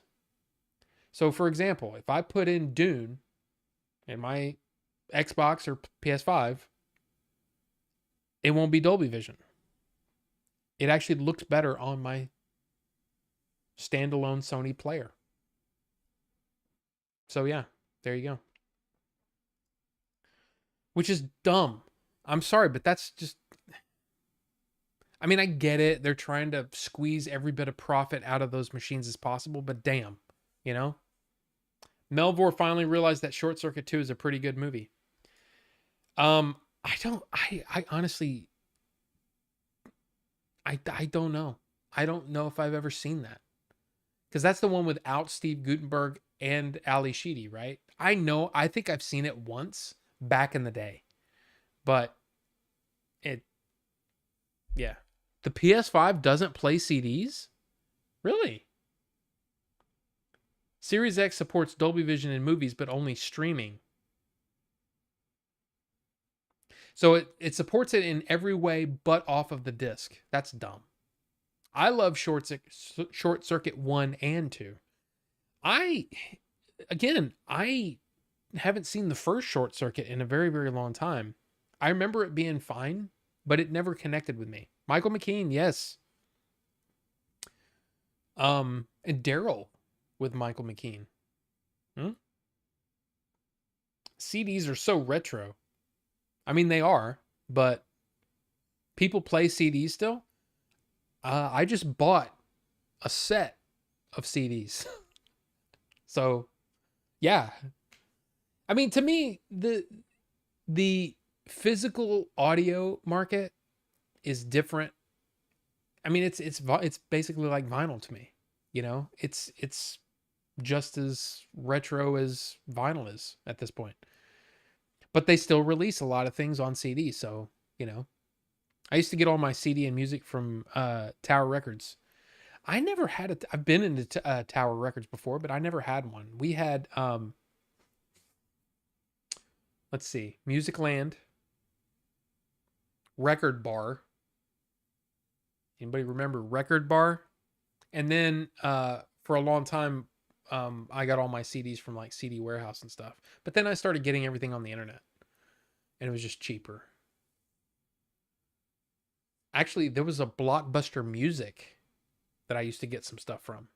In fact, yeah, I got a lot of my CDs from Blockbuster because we had a CD section. Yeah. CDs are about as old as DVDs and Madonna's boobs. I mean, maybe not. I mean, Madonna's boobs are getting really old, but yeah. Tower Records, then Virgin Megastore. Oh yeah, Virgin Megastore. We did have one of those in quite possibly the greatest mall in the world, Grapevine Mills. It's not the best. But there used to be a Virgin Megastore, and I used to buy things there. But it was, again, every big store like that, everything was overpriced. Even at Blockbuster, things were overpriced. But I worked there, so I got a discount. So, you know, I would buy things there. And I'd special order things, you know, because you can... That was the great thing about working there, too, is when DVD came out, Blockbuster themselves weren't getting behind it. Even though they had them in the system, they weren't just sending out, hey, let's set up a DVD section. It was my job at my store. My store manager came to me and said, you're big into this DVD thing, right? And I said, yeah, it's freaking awesome. She goes, okay, here's what I want. I want you to go through and basically make us a library so that we can start setting up DVDs for rent in the store. And I'm like, done. And that's what I did. For like over a week, I ordered so many freaking DVDs, just movies that I wanted to see on DVD. We had them. My store had them all. And it was awesome. And I would do that in every store I worked at. I'd be like, "Hey, do you mind if I boost our DVD section a little bit with some, some deep cuts and some really cool DVDs?" And they're like, "Yeah." And they rented. So, that was me back in the day. FYE, we have one around, but I don't know. I don't know. Oh, there was also Suncoast movie store. Suncoast. I definitely bought things. That another one though that was a little bit overpriced for what you get. I used to get a bunch from a used CD store, and they had baked goods and teas and coffees before Starbucks expanded nationwide. Yeah, I remember before Starbucks was a big thing here, we would go to Barnes and Noble, to their little coffee place, and we'd read magazines and stuff. Virgin Megastore here in Times Square had 3 floors of music from all around the world. They had merch of all kinds and had celebrity musician signings. And at the bottom floor, there was a theater. Miss that store. Let's go to FYE when I go back. Music is on me. I need to make sure that we still have one. FYE.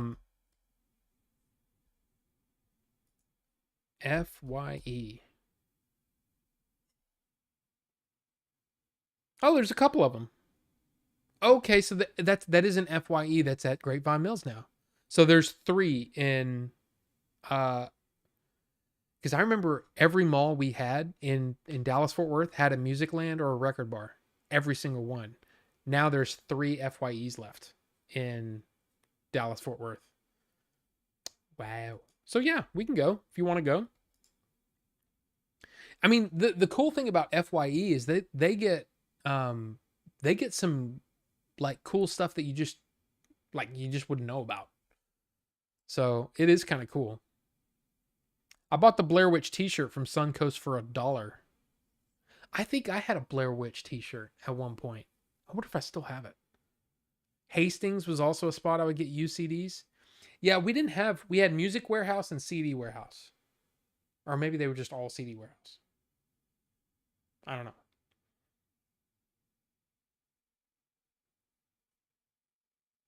Yeah, but yeah, I think I had a Blair Witch t-shirt that I bought off of 800.com. Anybody remember that place?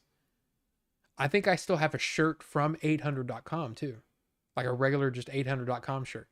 It was one of the first online retailers for DVDs was 800.com. And then of course Amazon got in the game, and all of those places that I used to buy from all the time, they all closed down. I don't remember that. Don't feed Willie. Who's Willie? Willie Nelson?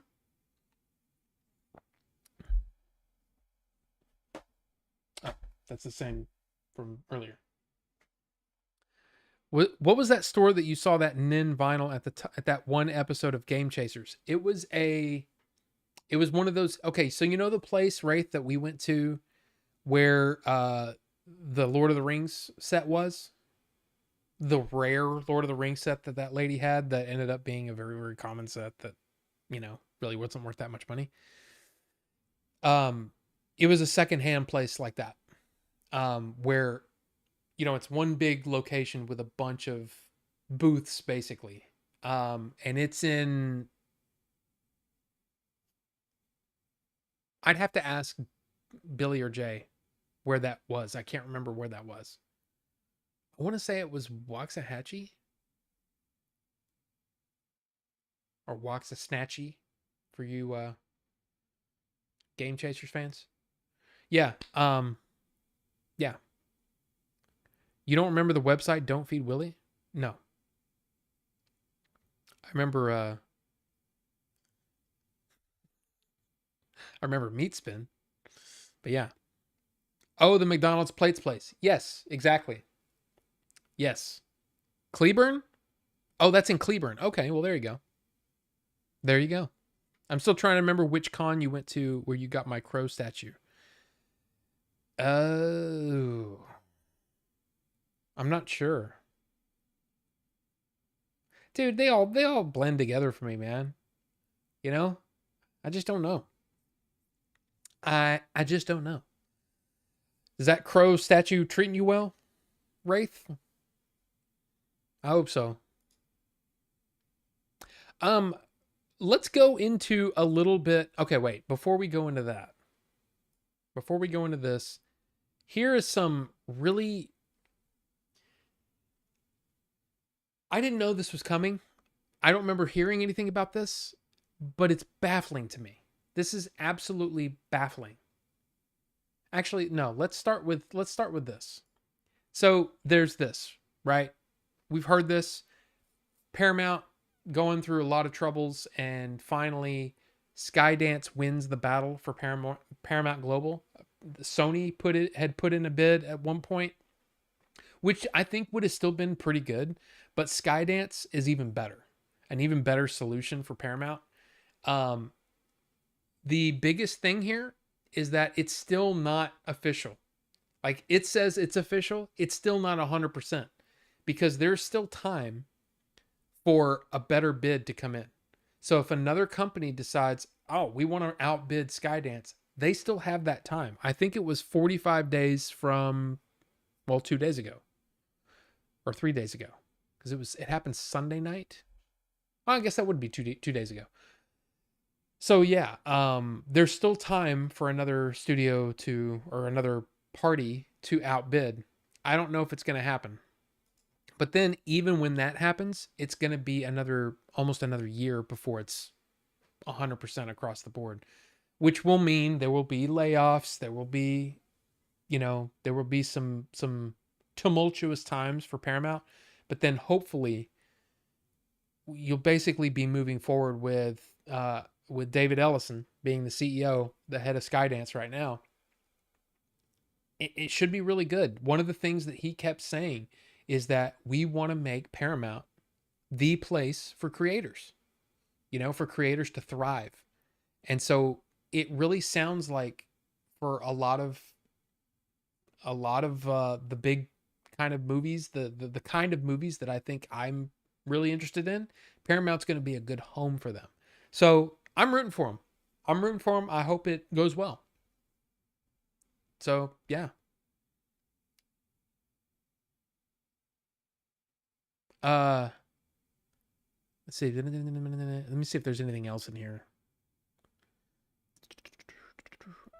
Yeah, the drama between Paramount and Skydance was crazy, and that was Sherry Redstone, the lady that was on screen there. But yeah, there's been just a lot of crap, a lot of drama going around with this thing. But yeah. So here is the baffling news. To me, this is the biggest surprise, I guess, for me, was that this was even a thing, and that it's coming out in a matter of weeks. Yeah, like 15 days from now. I didn't even know this was coming.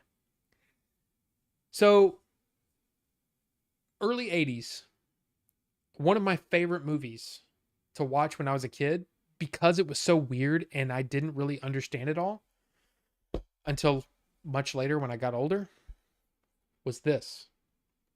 Time Bandits. Terry Gilliam. This is the Criterion 4K with the lenticular, which is kind of cool. But yeah, I love this movie. This movie's great. I want to watch it again. I haven't seen it yet. This is on my list of movies to catch up on and watch. But then today I saw this. Lisa Kudrow leads a band of thieves in Taika Waititi and Jermaine Clement's Apple TV Plus series. Huh? Watching the trailer, it appears to be like a remake, but it's a series. The thing that keeps me going here, because I saw the trailer and it was kind of like, I don't understand this. I don't really understand why do this? But it's Apple TV Plus. And I don't know about you, Apple TV Plus has been putting out some bangers. So at least I'm curious about this, but I'm still shocked. I'm shocked that this was even a thing. And I didn't know about it. So there you go.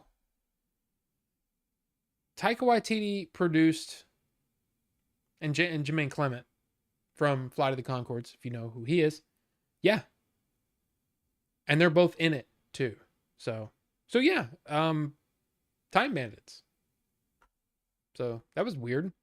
And then there was news today about the Devil Wears Prada sequel, but I don't honestly care about that. And then for even more baffling news, this isn't nearly, to me, this isn't as baffling, but this has been making the rounds. A Fistful of Dollars is getting a remake from Hollywood and Italian industry vets. Again, but why though? Why? Like, I don't understand.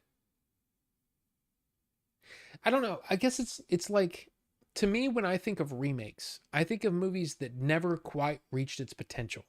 Fistful of Dollars is like, it's like a trendsetter. Why would you try to do that again? But then again, you have to think like the way that Hollywood has been acting lately. And that is, we have no ideas. So we're going to strip everything that we have that's attached to us. Name the IP. They don't care about if it's good or not. I've said this many times. They don't care if it's good. They only care if it makes money. But this one's a weird one. Like, I don't understand why you would remake this. I don't understand. I just don't get it. Wow, there's been a lot of kind of bad news this week. Not bad news, but just news that's kind of like crap. But here's the rest of it. And this is the last actual news thing that I have to talk about. Horizon, an American Saga, is already set to hit digital on demand next week. Now, I don't know if you pay attention to my channel. Like, you come here, you know, a lot of you guys, you come here every week and we hang out and it's a good time, right? But how many of you watch my reviews too? Because Horizon, an American Saga, is, I think it's my #1 video of the year. It did crazy good. I think it's got like 30, I don't know much it has now. I mean, I know that I talked about it recently, but it's crazy. 3,701 views right now. It's still going up. People are still coming and watching my review, which is, you know, cool. It's exactly what I want to do. So I've been rooting for this movie. I honestly didn't think I would get many views off of this video, but I really enjoyed Horizon, and I'm really looking forward to what they do next. But this kind of, you know, I think it's made $22 million worldwide. It's not good. That's not very good. So they're going to release it digitally, which actually kind of makes sense to me. So it's supposed to come out on July 16th. Okay. That gives people a whole month to watch this 3-hour epic at home in the hopes that they'll go out to the theater on August 16th. The problem is we're in this thing now. We're in this whole area right now where the studios are treating their movies, their big movies, like content. And that also you're training your audience to not go to the theater because, oh, if I just wait 17 days from the time that it was released in the theater, I can just watch it at home.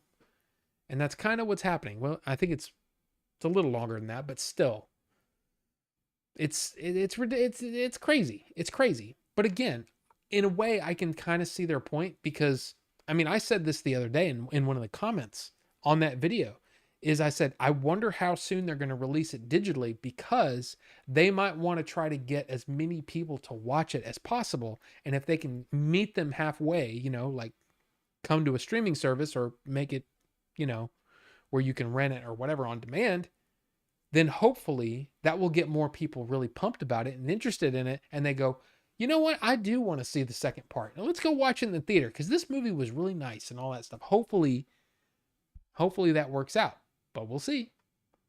We'll see what happens.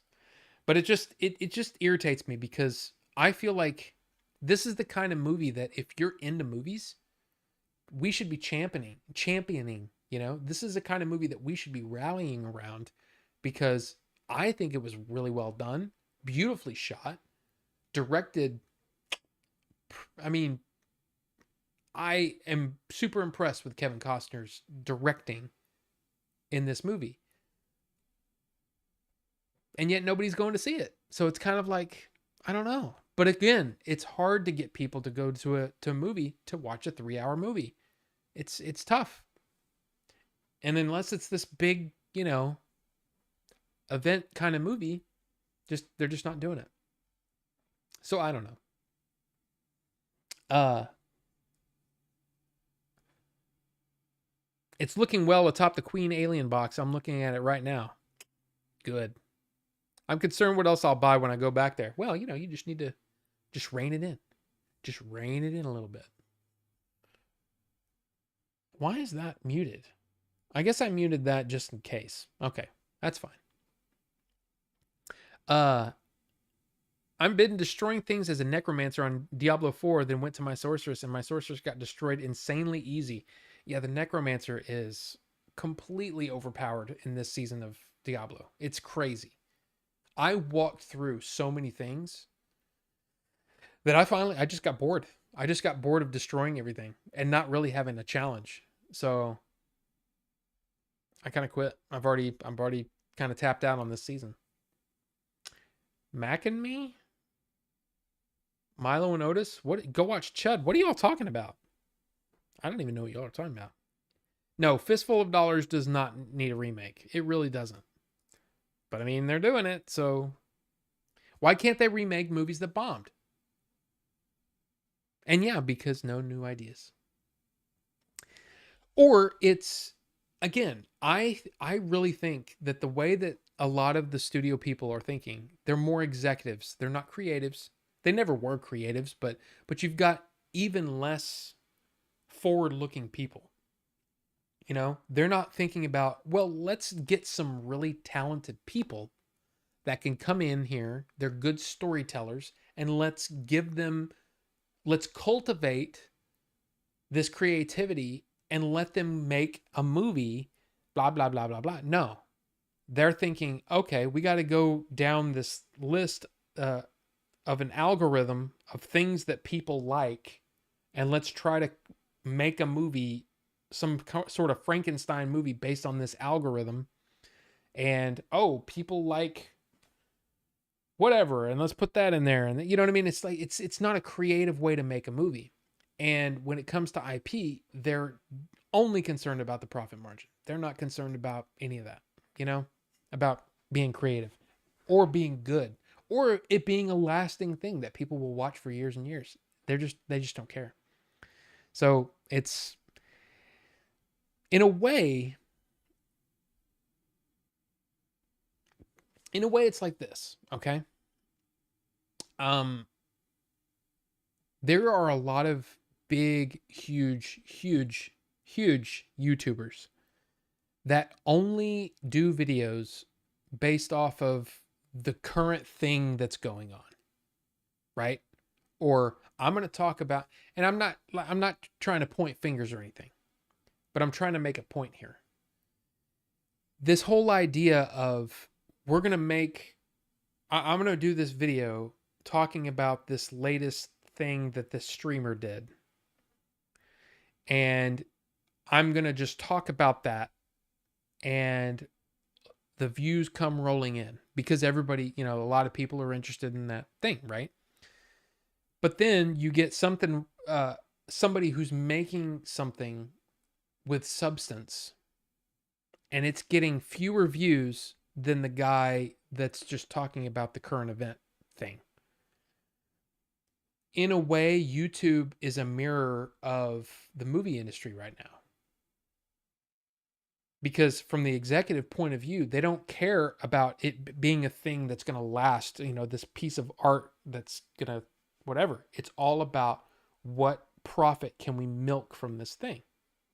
And it's interesting. It's interesting that it's the same sort of thinking. Like I don't typically the news, the live stream is the only time I'm really talking about what's current. I still try to do a review as if it's going to be seen 10 years later, you know, kind of like what I did with Roger Ebert. I'd rent a movie, I'd watch it, and then nobody's talking about it because it's an old movie. I'd go to Roger Ebert, and chances are good he's got a review up and I can read it.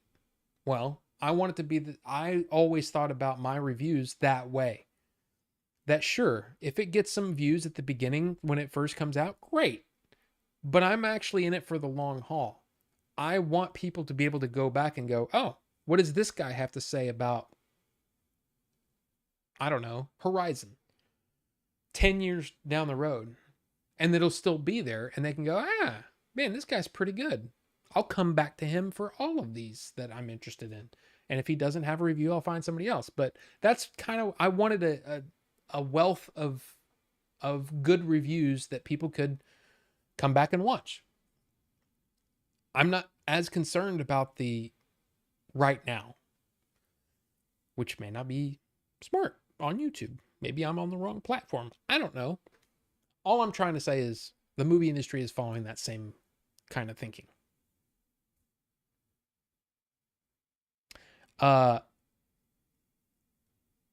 As much as I want it to be, it won't be anywhere near as good in my opinion already. Oh, yeah, the Fistful of Dollars, there's no way. There's no way. And yes, I saw the Kickboxer thing. It says the best American martial arts movies. Okay. But I don't agree. I don't like that movie. I don't like Van Damme. I think he's I haven't liked a single Van Damme movie I've seen. I know. I'm in the minority.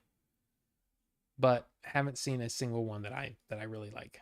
And look, Joe Blow did a review of Longlegs. Wow, they give it a 9 out of 10. It's a slow burn.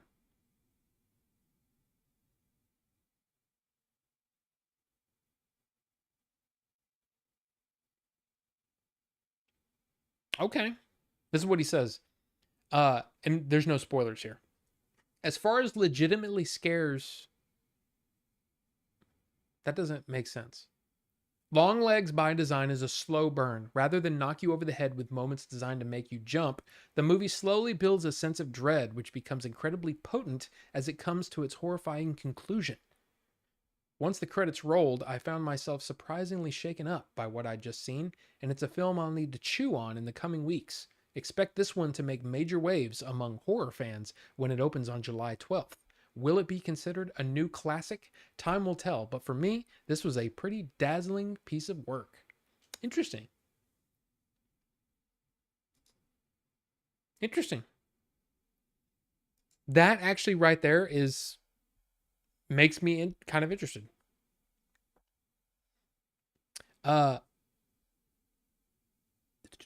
Wait, I'm behind. My T-Mobile app is giving me $5 movie ticket. I'm contemplating on either seeing Horizon or Twisters. Well, I mean, it really depends on what your, goal is. Because here's the thing: why not both? See, I'm that guy. I saw Horizon, and I have my tickets for Twisters already. So there you go. Sergio Leone's movie shouldn't be remade. Go remake something else like a John Wayne or James Stewart Western. Sure, I mean, yeah, but even some of those, it would be questionable to go back and remake those. Well, I mean, like, you got to have that in, right? And that's what makes, to me, it's what makes Alien Romulus so interesting to me. Is because you got a guy who's apparently a huge fan of the original 2 movies, went to Ridley Scott, pitched an idea, and Ridley came back to him later and was like, hey, you want to make that? I mean, that is Alien Romulus should be the exact thing that I've been saying needs to happen with IP. Is you get somebody with a passionate idea, an idea they want to tell, a story they want to tell. You give them the budget and you let them go do it. We'll see. We will see what happens with Romulus, but I mean, everything I've seen so far has been pitch perfect to me. Tone, the way it's shot, it almost looks like Ridley shot it. Some really cool stuff. So we'll see. 3 hours is long. Bring back the 1 hour, 1.5 hour comedy. Yeah, I mean, I agree with you. The thing is I feel like a lot of people, some other countries maybe, look at length as somehow a measure of quality. And I don't believe that's the case. I believe you tell the story in as much time as the story requires. Make it, I mean, you don't have to make it this tight. Everybody's talking and everything's moving, 90 miles an hour, but don't tell a 90-minute or a 90-minute story in 3 hours, or put a bunch of filler in there, chop it up and put it on Disney Plus.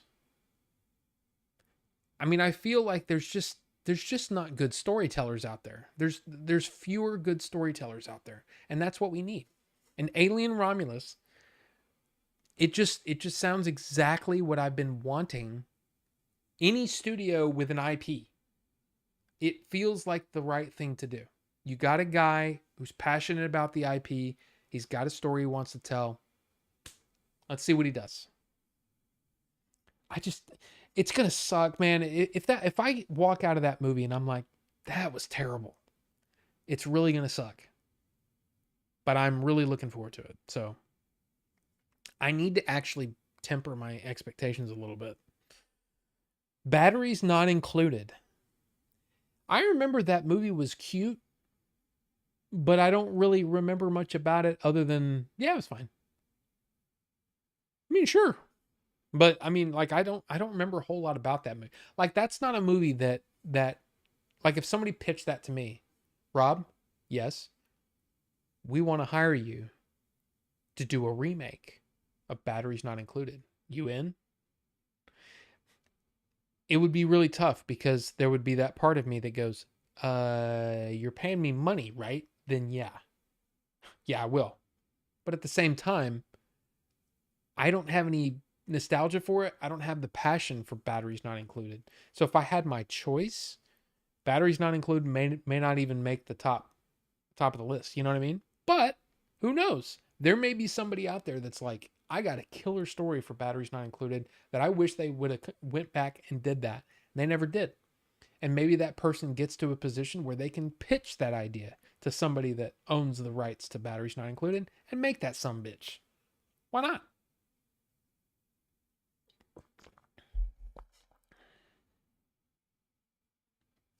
By the way, thank you, Cosma, for this. Hans Zimmer is doing the score for F1, and a poster on X reconstructed the Gladiator II trailer with Hans Zimmer Gladiator score, and it sounded a lot better. Well, I'm sure it would. And I knew that was going to happen. As soon as it started playing, I was like completely, like I said, the spell that I was under. Because here's the thing. It's Ridley Scott. I'm under a spell. I just am. I can tell it.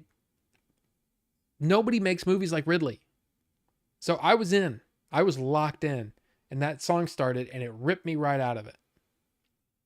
And as soon as I saw on Twitter a couple of other people commenting on how bad the score or the song choice was for that trailer, I was like, somebody's going to remake that.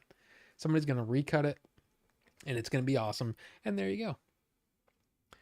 I've been hearing good things about, is it Cuckoo or Kaku? Because that's spelled Kaku. Kind of like The Predator. I had it so hyped up and was a big letdown. I mean, yeah. Speaking of 90-minute movies, Quantum of Solace is probably the worst one. Cinematography, editing, music, story, characters, motives. Reason why I brought it up is I just rewatched it last weekend. Yeah, I barely remember that one. But the thing is it's Because here's the thing: so many executives have. I mean, it's the part of the reason why Kingdom of Heaven, which I don't have it handy, but Kingdom of Heaven is a great example of a studio saying, "Oh, well, we want this movie to be this long," and Ridley's like, "This movie's this long." And they're like, "Well, cut it down to here," and he goes, "Okay, it's not gonna do as well." And they're like, "Okay." Cuckoo. See, I don't know anything about Cuckoo. So then he releases it, and everybody shits all over it. Says, "Oh, it's the worst thing ever." Blah blah blah. It's terrible. And then later on, he releases his director's cut, and then people say, "Oh my God, if this was the movie that was released in theaters, there could have been Oscar talk. You know, it was that good." And I agree. I think it's amazing. Kingdom of Heaven is the movie that made me realize how much of a Ridley Scott fan I am. Because not only did I watch the movie and it was fantastic, but the special features, Shozama, the special features on Kingdom of Heaven are worth the price of admission. I'm not picking on Shozama, but he was just saying, well, you could just get Godzilla -1 and just have, a couple of promos in the movie for $65 and be happy about it. I'm sorry, I'm not happy about that. Kingdom of Heaven, the director's cut, and then the insanely, I mean, just beautiful, beautiful, beautiful, the documentary by Charles de Lauzirika. So fantastic. And it made me realize how much of a fan of the man, Ridley, instead of just the director. It's like, I like him. And then I like his ideology. I like the way that he makes choices. Not all of them are going to work, but I like that he's the artist first.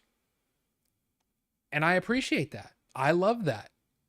Not every movie's going to work, but he's all in it for the art and for doing what he wants to do. I love that. He's a classic. No, I'm going to do it my way. I mean, you read some of those Blade Runner stories. I just love the guy. I love Ridley. So anyway, what I'm trying to say is so many different bad decisions were made by studios just in the interest of saving time.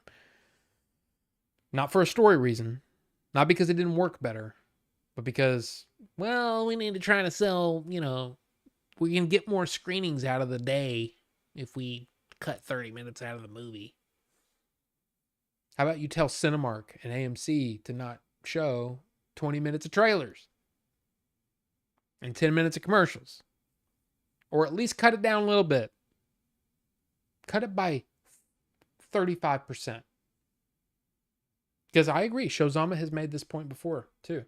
See, Shozama is good because he's almost like he's like but that's sometimes a good thing to have. Sometimes it can be frustrating. But what I'm trying to say is Shozama has made the point that if that's what they need to do to stay open, then we should support that. I agree, but I also feel like they sometimes put themselves in that position and they shouldn't make the customer suffer for it. Because the whole point of a trailer, what is the point of a trailer? The point of a trailer is to get someone interested in watching that movie. But if you show them 13 trailers in a row, what are the chances that they're going to remember any of them by the end? No, they've been just bombarded by trailers to the point where they're getting tired of sitting there before the movie started. Then the movie starts, and by the end of the movie, you can barely remember what trailers you saw because you saw so many. Law of diminishing returns, anyone? Anybody in Hollywood has ever taken an economics class? Have you heard of that term? Yeah. Apply it to your freaking experience when you're watching a movie. Anyway. Quantum of Solace was made during a writer's strike. It's kind of obvious. And yeah, I was talking about the director's cut when you said that, Shozama. It's 90 minutes, and I just wanted the movie to end. It actually gave me motion sickness from the amount of quick cuts. I'm kind of glad we have started moving away from that filmmaking style of action. Yeah, Born Legacy or Born, what's the Born Identity? Yeah, that movie started that, and it's just, and in a way, it works for that movie. But they're like, no, just, oh, are we going to shoot this action scene? Okay, where do you want me to be? You want me to be right here? Okay, you're going to be right there? Okay, all right. Here's my camera. Okay, move over here. Stupid way to shoot. Again, it's trying to emulate something without actually knowing the purpose behind it and the reason for it. It's stupid. And a lot of times those quick edits and all that stuff is to mask bad choreography. I know that there's a really, really funny video, and there's no way that I can tell you what video it is because it's been so long. But it was a video of a guy jumping over a fence, and there was something like 8 cuts from him climbing the fence and jumping over it. It was so ridiculous.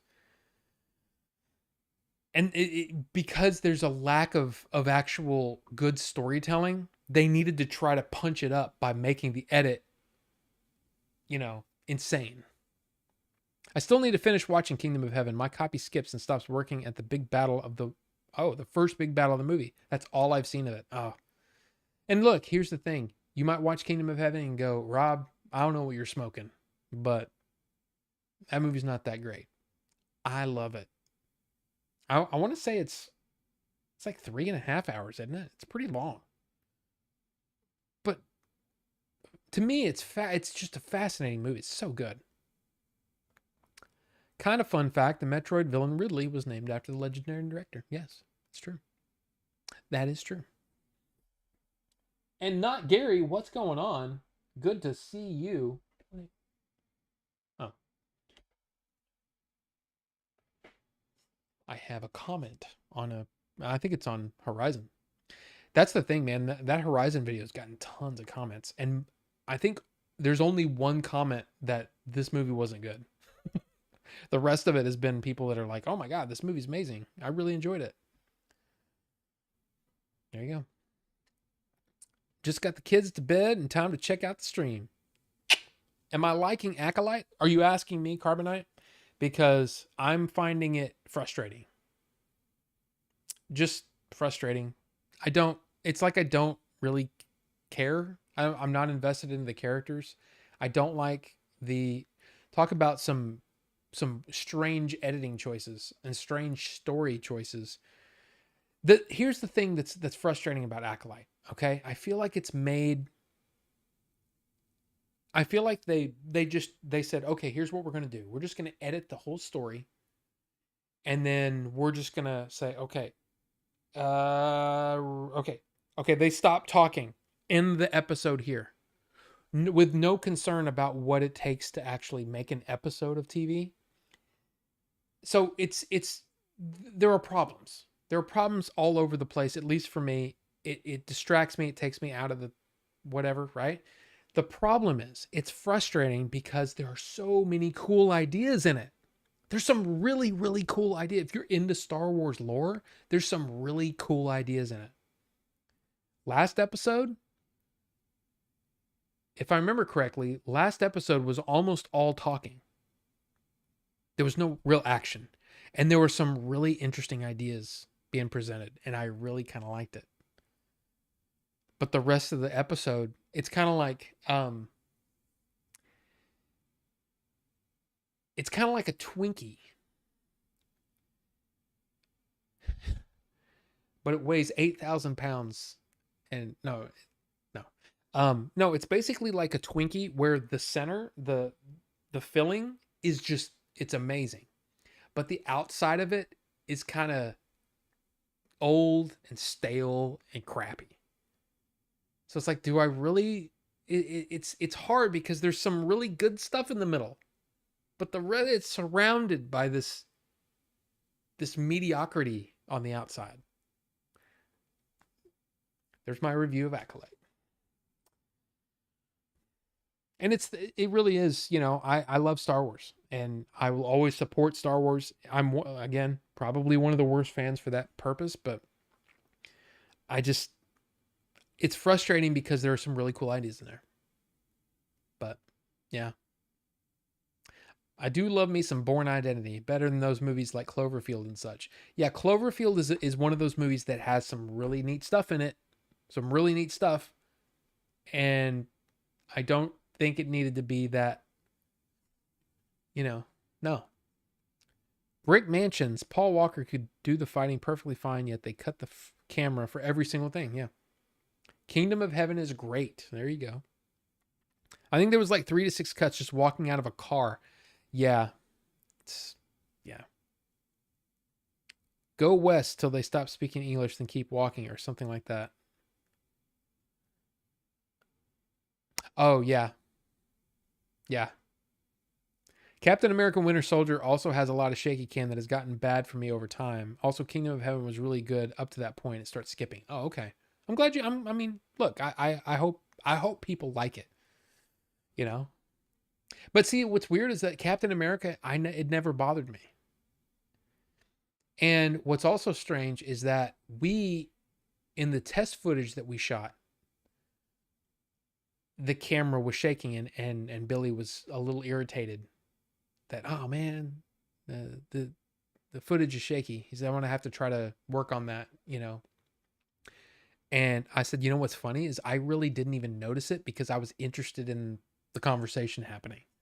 So anyway, uh,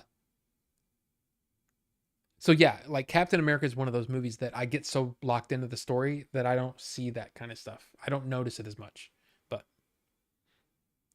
it's my least favorite Star Wars show. Yeah, I don't. Here's the weird thing: is I still think it's better than Book of Boba Fett at this point.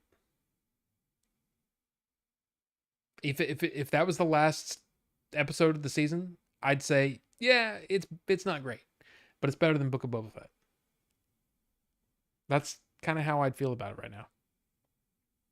Not invested at all. Yeah.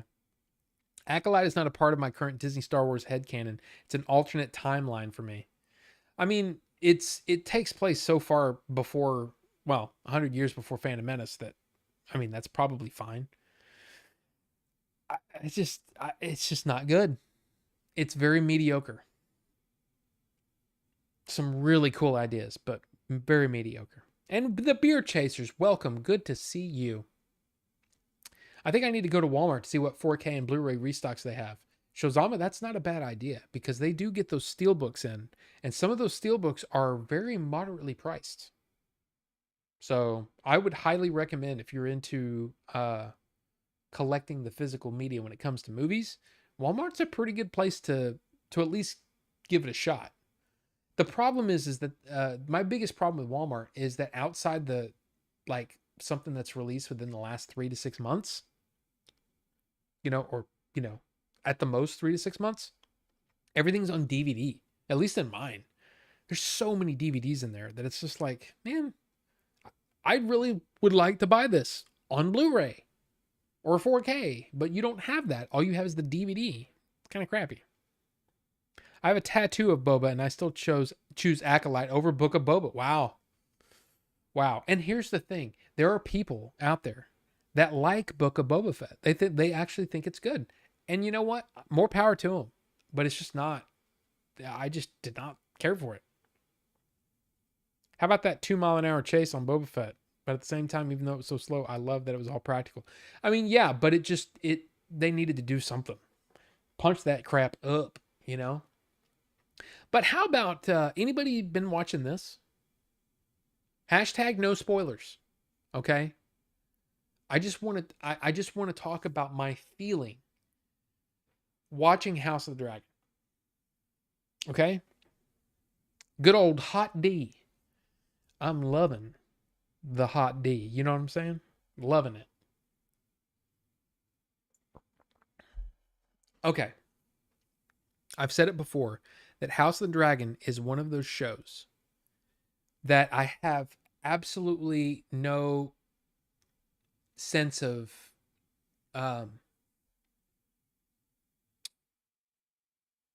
like it's comfortable to me. It's a comfortable show to watch because I'm not worried about, oh, is this going to look crappy? Is this acting going to be up to par? No. House of the Dragon is the show right now where I put on and I'm completely relaxed because I know it's going to be good. I know that this hour of television, yes, an hour of television is going to be worth it. It's going to be worth watching for me. And that's the best thing about House of the Dragon. Now, there have been people, Bucho was one of them at one point. You know, Bucho. I hit the wrong button. Bucho. He said at one point, dude, why don't you do reaction videos? Those get like a lot of views and things like that. And I said, yeah, but 9 times out of 10, I'm sitting there with a stony face. Like I'm sitting there watching a trailer and I'm like, it's not exciting to watch. And that's usually how I am when I watch television. This last episode of House of the Dragon, I was moved to talk to the screen. This almost never happens. It almost never happens. I wish that I had the foresight to know that this was going to be an episode of television that would have been worth me recording. Because I'm telling you, I was sitting there shocked by what I was seeing. And nervous. And talking to the screen like it's a football game. Or, you know what I mean? Like I'm watching sports. It was nuts. It was such a good hour of television, I'm telling you. And the thing is, you could probably spoil yourself and go watch the scene. But the thing is, that scene doesn't hit unless you've seen everything that's happened. If you've seen that first season and you've seen the first few episodes of season 2, you are locked in when the shit goes down in this last episode of House of the Dragon. You are locked in. And it was so good. It was so freaking good that I'm like, I don't know if there's going to be a better episode of television this year. It's that good, that last episode. But again, it was a culmination of all this other stuff. And there's been many people have been saying, oh, this season of House of the Dragon is so boring. Nothing going on. Yeah, they're talking. And things are moving in the background. People are working against each other. You know, they're talking behind people's backs. All of that stuff all culminates in something like this last episode. So, I'm, like I said, no spoilers, but I was moved to be vocal during this episode of House of the Dragon. It was that good. And that's really all I want to say about it. Hashtag no spoilers. No spoilers. Anyway, how about that I already said that. Haven't watched season 2 yet. Well, Carbonite, I'm just going to tell you, it is, wow. Now, not Gary, did you see this last Sunday's episode? Because a lot of shit happened, you know? It was good. I haven't watched the new season of House of the Dragon, waiting for the physical release. Okay. Makers of Hot D have mostly proven they're able to make, they're able to make things which could easily look goofy, look non-goofy. Yeah. Yeah, but it's, again, you got compatible? That's not a word, Rob. Competent. You have competent writers. And make no mistake, George R.R. Martin, the creator, is involved, which helps. Competent writers, competent directors, competent actors, bringing a story together and telling it well. That's what Hot D is. And the thing that I kept thinking as the credits were rolling, and I'm sitting there still reeling from this amazing hour of TV that I just watched, I kept thinking, why doesn't Star Wars have this?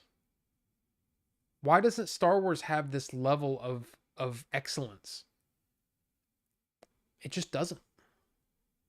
The Boys is entertaining, but it's nowhere near Hot D right now. Nowhere near. And I like I said, I really like The Boys, but it's nowhere near. Hot D is, it's good. And if you haven't seen Shogun, you should go watch Shogun. It's done now. So you can watch that whole season. You can binge the whole season. It's freaking good.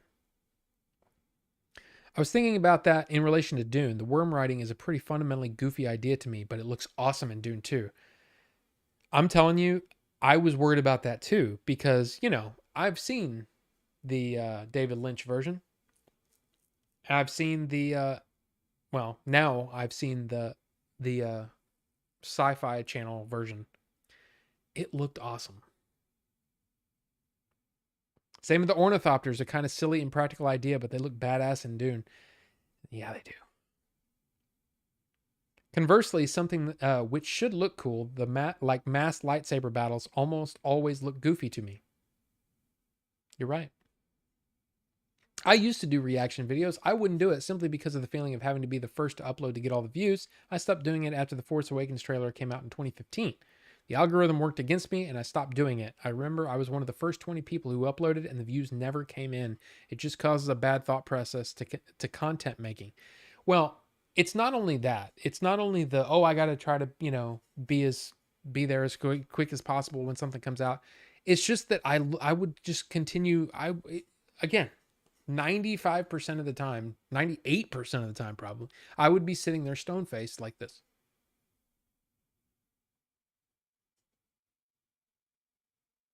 And people will go, this is a non-reaction video. Is this guy trying to not react? Because that's what's happening. But again, I was screaming and yelling. I mean, not screaming and yelling, but I was so nervous. And then there was a feeling of, like a, oh my God. And then there was oh, holy crap. There was so much of that in Hot D. It was great. Yes, not Gary. Yes, absolutely. Completely insane. Had a feeling it was going to happen. Wasn't super surprised, but if anything, it was still freaking awesome to watch. Yeah. And it's that again, it's the damn confidence in good storytelling that I'm always confident that I'm not going to be sitting there questioning whether or not it should be shot that way. I'm not going to question the editing choices. I can just sit back and enjoy a story being well told. That's what Hot D is. So, similar with the 3 body problem hovering countdowns in the air, they're meant to come across as portentous, but they just look silly AF to me. And for as successful as Hot D is with the visually risky dragon riding, almost all of the Targ's white wigs look unintentionally camp. Yeah, but I mean, I'm cool with it. Only really Rhaenyra and Aemon don't look silly to me. Yeah. And for Aemon, that's mostly because that actor has such an incredibly angular face that it wouldn't matter what his hair looks like. I think the thing that I really like about that show is the beautiful people in that show are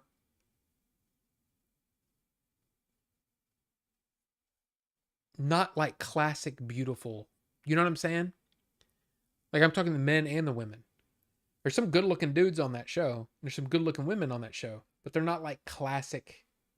And maybe it's just because they're fresh faces, but I'm digging the casting. I dig everything about the show right now.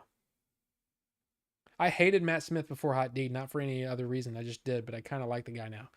I really like him. I don't remember what movies I've seen him in.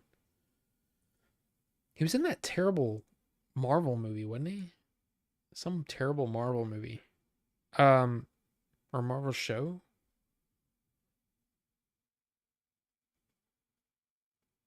Oh, was it Morbius?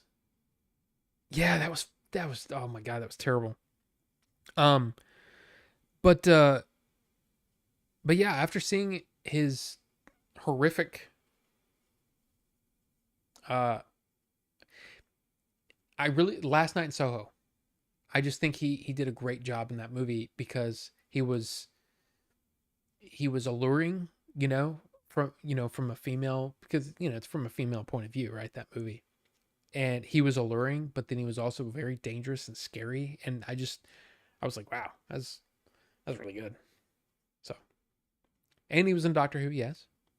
Because the Targs are hoity-toity types, I can still somehow roll with it because it reminds me of the goofy wigs they used to wear in the French court back in ye old times. Yeah, I don't know why. I guess it's just because it's been so hot today, and I've been so like I feel like I've been dehydrated all day. My throat is bothering me.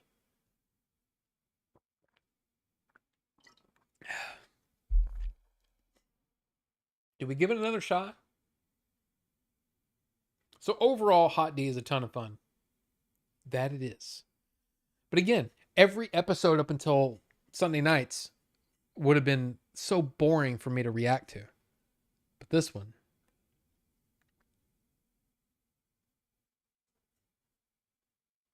on IMDb, he's 11, Matt Smith. Is that what that says? I'm one of the very few people who actually enjoyed Morbius, but completely understand why people hate it. Uh, yeah, I mean, look, more power to you, but I barely got through that one. And I'm a guy that it's hard for me to turn anything off. But that one was tough. Vinny C, that who I be, welcome. This isn't Minecraft. Well, you know what? It's not Minecraft. I did play Minecraft a couple of days on, I think back in the Twitch days, a while ago. So yeah. Vinny C, Pixel Phoenix. We had KP Sentient was in here earlier. I probably bored most of y'all into just silence, but hey, sorry.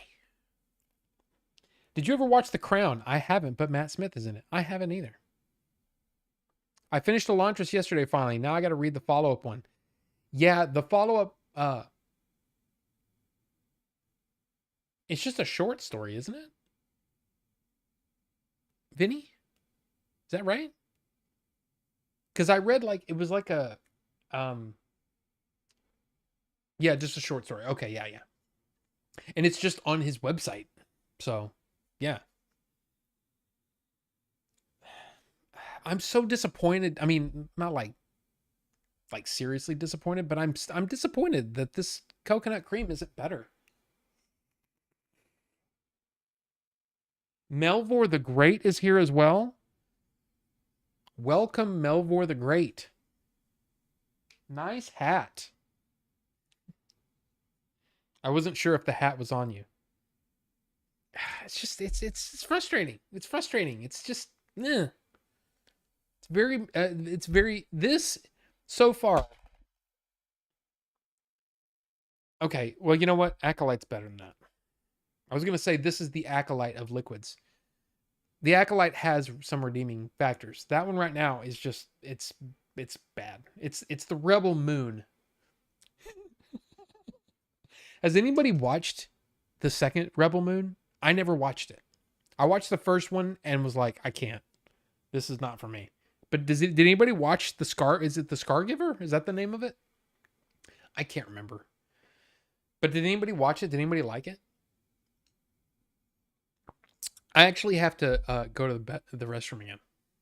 So give me just a couple minutes. I'm just gonna run and do the thing, wash my hands, come back. Be right back.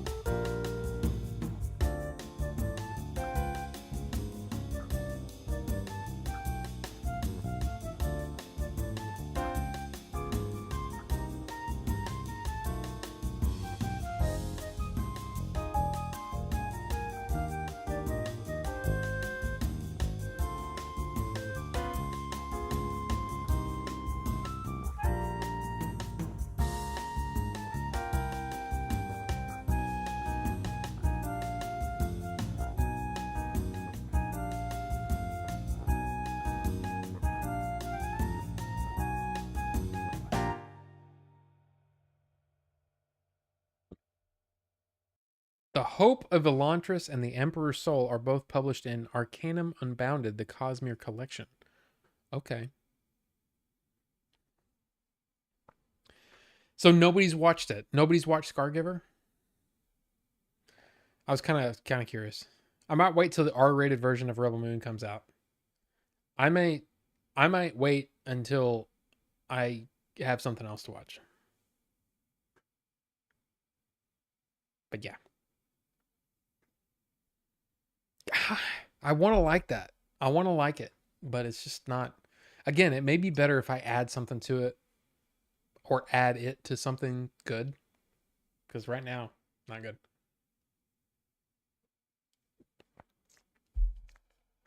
I've drank so much water and I still feel dehydrated. It's weird. So what else we got? Anything else? Let's see. Oh yeah, I have a couple things. First, this trailer came out today. Here's the thing, it's just not for me. This show's just not going to be for me. I didn't find anything in that trailer that made me really excited. You? Anybody? Did anybody see that and go, yeah, I want to see that? I found it like I don't care. I just don't care. I did not know that this was going to be a thing. You thought it looked okay, Carbonite? Yeah, I mean they had announced this a while back, but yeah. And see, Vinny, yeah, see, I wanted to be excited for this show. It's the sequel to one of the only good Marvel shows, but at this point they've had so many train wrecks. But see, the thing is like I'm watching it and I go, I don't know. The thing is, I love Catherine Hahn. I think she's awesome. But I just don't know. I don't know. That one I might wait for, you know? I don't know. I actually forgot that I was going to talk about Agatha all along. Because I was just like, eh. But then, I mean, we've been talking, I mean, seriously, we've been talking about Ridley Scott all night. So, you know. I don't understand the posters. I am the real Melvor, not the fake one that comes in the chat sometimes. The real Melvor.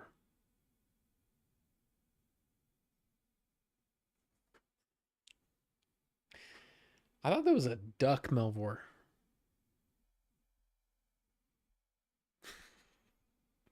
But yeah, they also released these today. The kind of the character posters.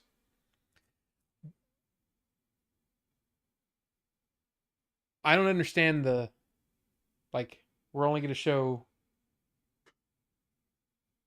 this like half of the face. I don't understand. But like I said, I think the trailer looks other than the poor music choice, I think the movie looks like it could be good.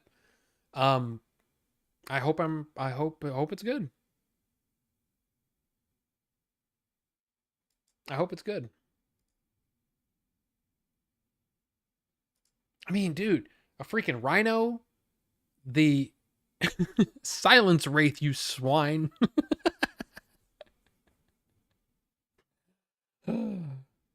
Revenge is a witch. Disney needs to just go full R-rated, edgy content. It might help the brand. Hope Deadpool 3 can help with that. I don't think they'll ever do that, though. They just won't. And it's just because they're owned by Disney. And Deadpool 3 is an exception. I just don't think that they're going to be like, oh, well, then we're going to do that from now on. They're just not going to do that. Deadpool is an exception. So I just don't think it would work. I don't know. There's no way the real Melvor would be embracing the soccer mom. Yeah, probably not. Probably not. But that's okay. So yeah, I mean, we talked about all the things. Is there anything else that we missed this week? Let me see. Shrek 5. Wee. I heard Axel F is actually really good. I'm not a Beverly Hills Cop fan, so yeah. We can talk about our feelings. Oh yeah. What is your feeling, Vinny? Just remember, okay, if you're into physical media, bunch of great sales going on at Amazon and Target right now. No Switch games, but Amazon and Target, and it's buy three for the price of two. So buy three things, the cheapest thing will be free. Great deals. There's some really, really great movies, some great games, great books or book sets, all that kind of stuff. It's a great time to, to buy some stuff if you want them. There you go. I feel like I need to get that Godzilla minus one release. Yeah, and I mean, like, yeah, I can't justify it. I mean, this thing is freaking sweet. It's so pretty. But again, and Vinny, just you came in kind of late, but my whole thing is that the first disc is the 4K movie with English subtitles. Second disc is the same movie on Blu-ray with English subtitles. And then you've got, some promo stuff. And then the third disc is the minus color with English subtitles. But then this disc, the bonus disc, which I really, really want, I want to see all the making of. I want to see the stuff. No English subtitles. So it's like, for $65, it's tough. Even the booklet that comes with it and the whatever this special disaster response materials compilation, abridged version, Japanese language only. It's just one of those things where it's just kind of like, it's like the same reason why I didn't import the Japanese version. Because I'm not Japanese. I know it's a shock, but I'm not. So, I don't know. No English subs on that last disc.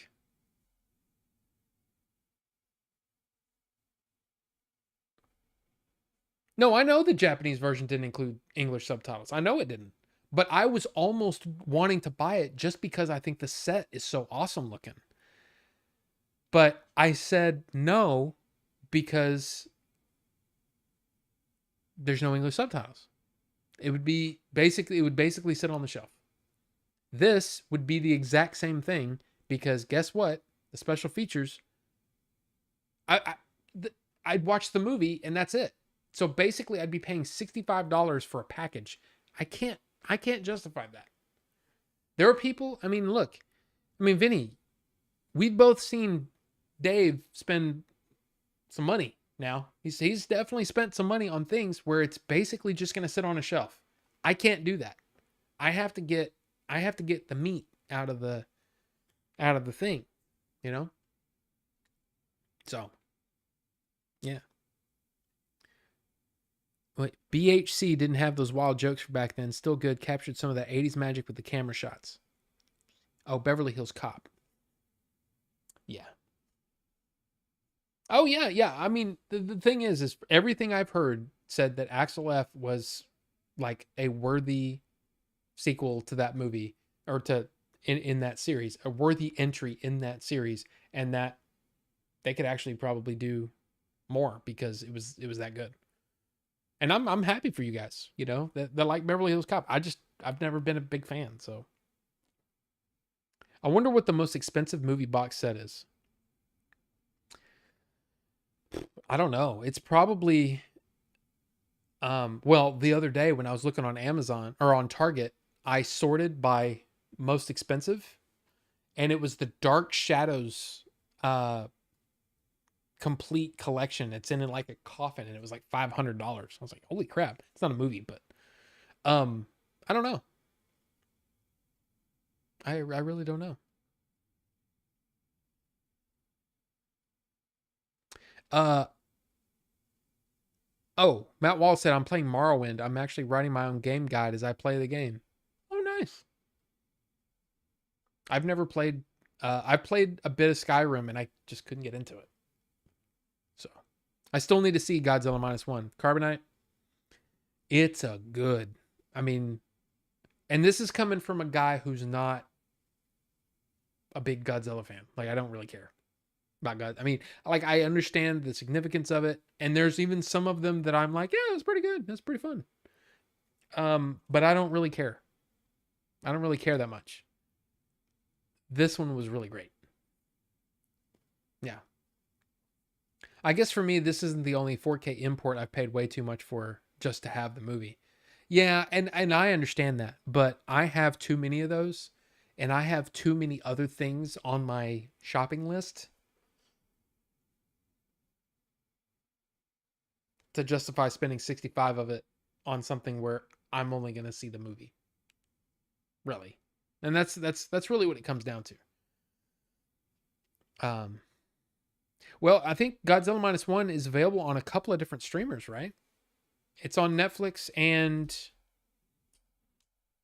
Amazon? I thought it was on another one. Godzilla minus 1. It's on Netflix. Oh, it's on Netflix, basically. You can rent it on Netflix. I thought for some reason I thought it was on I thought it was on a different uh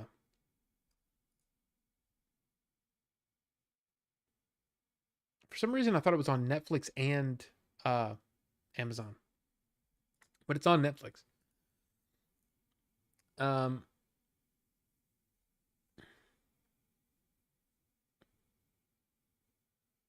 but yeah, I dude, there's been so many. There's been so much where I've dropped insane all these books, some of these books. I paid way too much for some of that. And I can't justify spending that kind of money when I have a limited amount of money that I can spend on fun stuff. Most of what I spend is on boring things like, food. Speaking of, does anybody have just and this is not like a you don't have to, you know, write a dissertation or anything. But do you have a snack, your go-to snack that is do you have like a low calorie, low fat snack, something that you always have around to snack on, but it's not that bad for you and because I'm really trying to stick to my sort of diet. I don't really have a diet, but I'm just eating less and trying to be more active.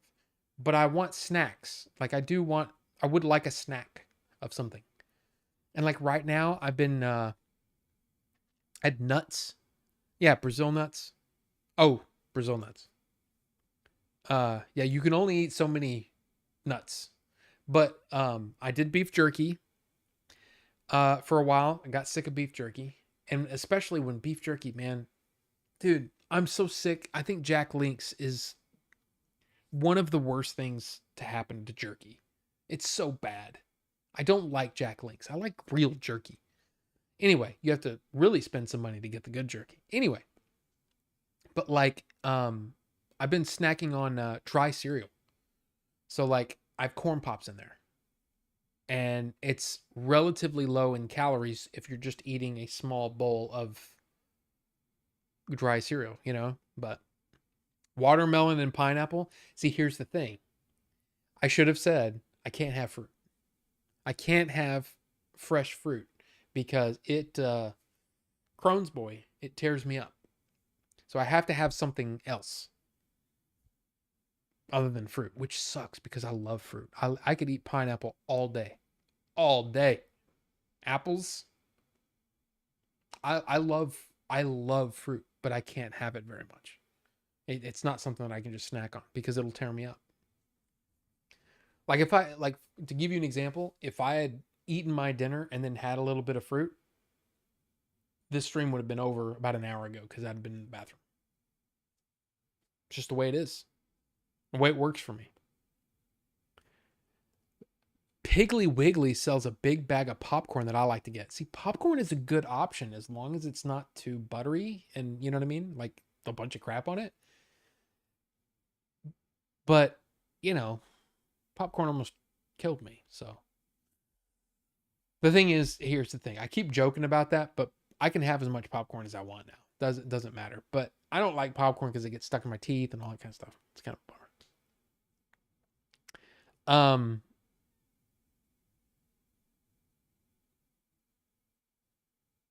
Where did I miss something here? Davis won the lottery a few times or something. Dude, I'm serious. His collection is, well, you saw part of it. If you were on that stream, Vinny, it is insanely cool. It's an amazing, amazing collection. And I'm not even into a lot of the stuff that he's into, but it's just so impressive. His attention to detail is insane. Any of you gangsters watch Scavenger's Reign? I don't know what Scavenger's Reign is, Bucho. I'm not sure what that is. First thing I watched was Godzilla -1 to check whether it lived up to the hype. Spoiler, it did. Oh, you don't have Netflix right now. Okay, okay. I've been getting drained recently, too much good stuff, and then there's the Prime Day in a week. Oh yeah, there you go, Vinny. Yes. Exactly. I'm in a position where I could buy some stuff, but I also like the buy 3 for 2. Yeah, buy 3 for the price of 2 sale that's going on right now. I have 2 significantly priced things that I really want. The problem is I don't really want, there's none of this other stuff that's in my wish list reaches even the second one. So it feels like I feel like I'd be throwing away the free thing on something cheap. And I want to try to find something that's more in like the $65 range. The problem is there's not really any games I want. It's just it's yeah, it's a thing. It's a thing. Uh it looks like I'm missing a Lego set. I am. I'm surprised no one else mentioned it. But if you're on the Discord, you might have noticed I started Rivendell. I said April and I have started Rivendell. So, good thing. I should put the lighthouse up there to kind of fill that up because it does look weird now. But yeah. I tend to eat a small sandwich when watching a movie. Yeah, see, my problem is my sandwiches end up being around 450 calories, and that's just a little too much. Mixed nuts with craisins are delicious. That's a good idea. What about making them into a smoothie? It helps since it's hot AF now. That would be interesting, but I'd have to think about that. That's actually an interesting idea. Can I eat yogurt? Um yes. Yes. I like yogurt too though. Costco has a bunch of really good nut mixes. The keto one is pretty great. Okay. Cuz nuts are really kind of awesome for me. But the problem is they are fattening. Okay, does anyone else when they hear the word fattening, they hear the guy, the bartender in Three Amigos? Fattening? No? It's just me? Okay. The big bag of popcorn has very little ingredients. Pretty healthy. Okay. See, I don't have a Piggly Wiggly around. That's the problem. I saw an episode of Scavenger's Reign and thought it looked awesome. I need to see the rest. Okay. I didn't have the Netflixes. I'd keep a mental track on there. Multiple folks said they were awesome. When I re-upped, Godzilla -1 and Scavenger's Reign were on top of that list. Are you going to put a display case over the Rivendell? I don't know yet. I don't know where it's going. So yeah, we'll make that. We'll cross that bridge when we get there, as old men say. It's a long time since I saw sci-fi with aliens which felt that alien. What are the foods you cannot eat at all whatsoever? It's not, see, that's the thing. It's not that I can't have them, it's just that it will have an effect because I don't have a large intestine, which means um, that anything super fibrous, so anything like fresh fruits and vegetables, there has to be some sort of binding agent along with it. Otherwise, I'm going to be in the bathroom and not to get too gross, but it'd be straight water. You know what I'm saying? That's just the way it goes. So not only is there Crohn's to deal with, but it's the fact that since I don't have a large intestine, it messes with my routine. So there you go. No soup for you. I know. And that sucks really bad because one of my favorite things on this planet is pho. Can't have pho anymore. I mean, I can, but I'm going to be in the bathroom. So it sucks, you know? And trust me, when we're trying to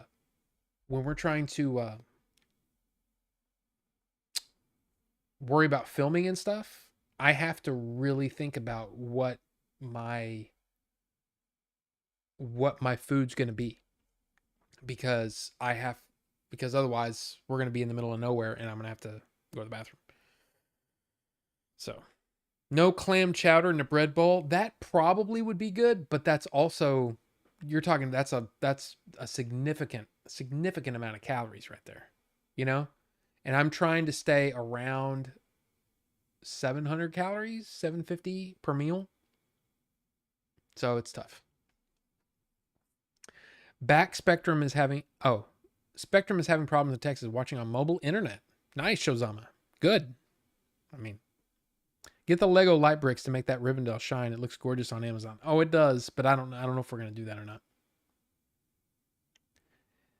Well, it's always in the last place you look. Yeah, life without pho is not a life worth living. I know. But I'm telling you, man, you just don't know. There are things where I've just basically said, I can't do that. I can't have it. So like if we go to a Vietnamese restaurant, I try to get a banh mi or something, you know? Something with cuz bread. Here's the thing. All the things that really help with what I can eat, they're all really high in calories and fat and all that. Bread and freaking potatoes.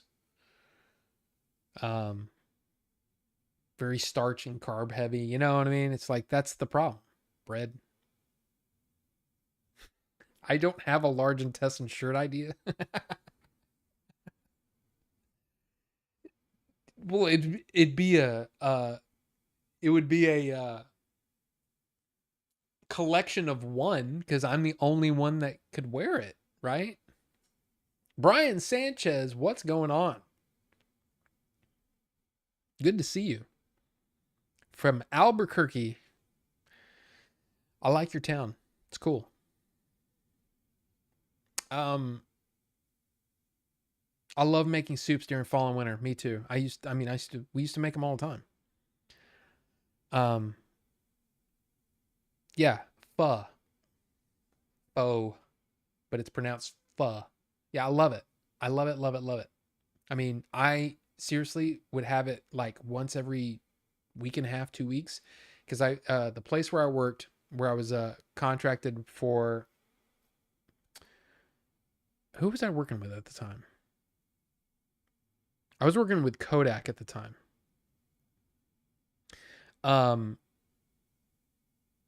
Yeah, we had, God, what was it, like 8, 10 people in our IT group that were all Vietnamese. And I was friends with all of them because I worked with them all the time. And they were like, hey, have you ever had this? No, let's go have it. Okay. So I was exposed to all this stuff. And I was just like, man, where has this been my whole life? So yeah, I love my pho.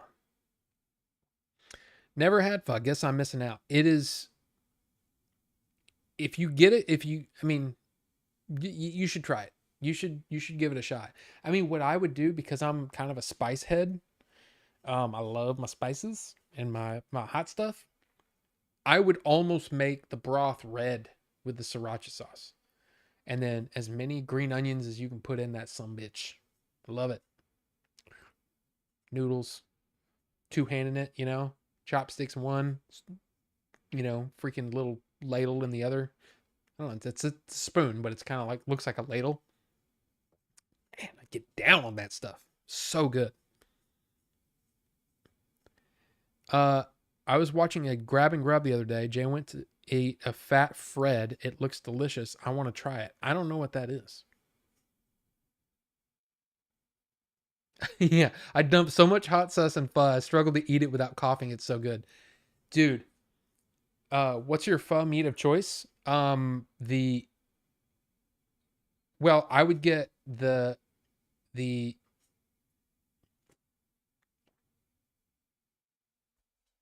I used to be able to say it because I had it so much, but it's been a long time. Let me just get off. Um, let's see if this place actually has. I'm just looking. Come on.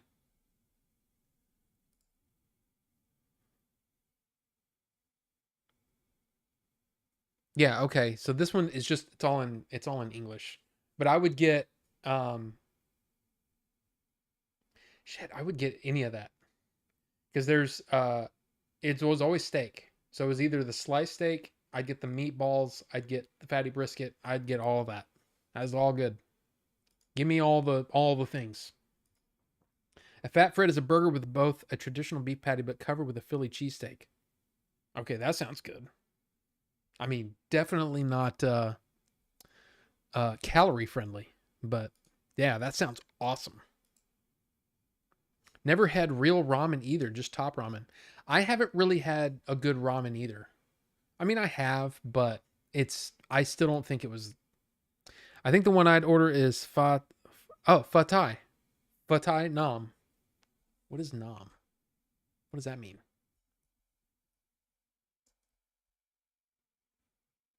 Oh, that's what Fatai Bavien, which is the meat and the meatballs, right? Um, but what is Nam?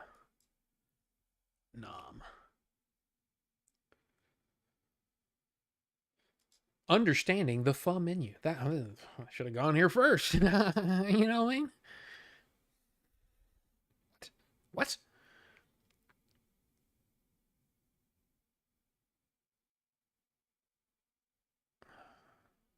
I don't see what the nom means. But there was one that I had at the pho place called Boom Ba Way. That one's a little more on the advanced, is what they told me. They said this one's a little bit more advanced. They didn't tell me that there was coagulated blood in it. So I took that out. But yeah, the Boom Ba Way was really, other than that, take that out. It was awesome. I'd eat the whole damn thing. Fred's downtown Philly. Okay, okay. Yeah, see, I've never been there, as far as I know. I don't remember being there. Best ramen I had was tonkatsu here in Manhattan, $20, but it's worth every drop. I never had that ramen they show in Naruto or other anime. I'd love to though. I mean, yeah, I would love to have it too, but there's not a whole lot of places like that around here. You're a little more advanced. But that's what they told me. They said, "Hey, this one's not for everybody." And I said, "Well, I'll try anything once." And they were like, they looked at each other and were like, "Okay, we're gonna order for you." And I'm like, "Okay, do it. Put it in front of me. I'll eat it." And I did. And not a fan of the coagulated blood. I said, "What is this?" And they said, "Oh, that's coagulated blood." And I'm like, oh, I don't like that. I didn't like it before you told me what it was. And then they told me what the rest of it was, and I'm like, okay, that's a little weird too, but it tastes good. So, but I'm also that guy who, when we go to the taquerias, I'll get anything. You tripe, the freaking tongue, lengua, hell yeah, lengua's awesome. But my favorite is the al pastor, pork, marinated pork. Oh my god, oh my god, oh my god. I can't do it like Dave, but yeah, good stuff. Good stuff. Really like it. Uh, Jimmy John's.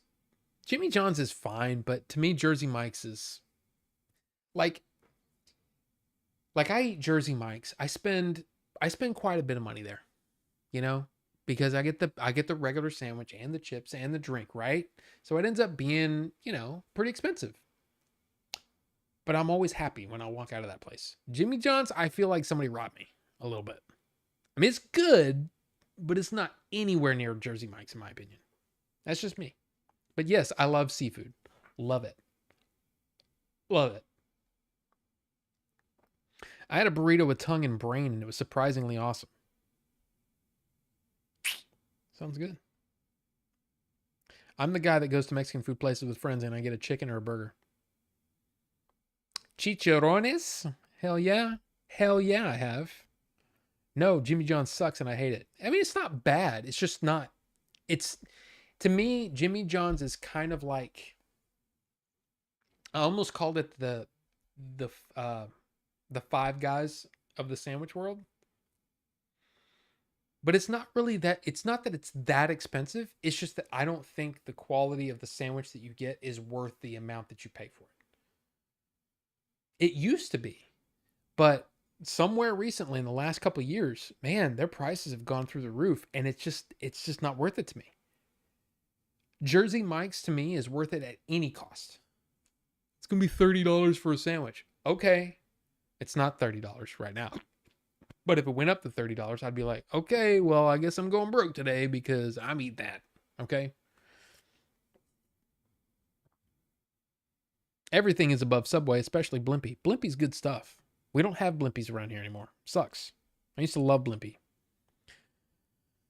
We've been trying to tell Jay to try seafood, but he ain't having it. I love fried shrimp. I'm guessing that's fried shrimp, not friend shrimp.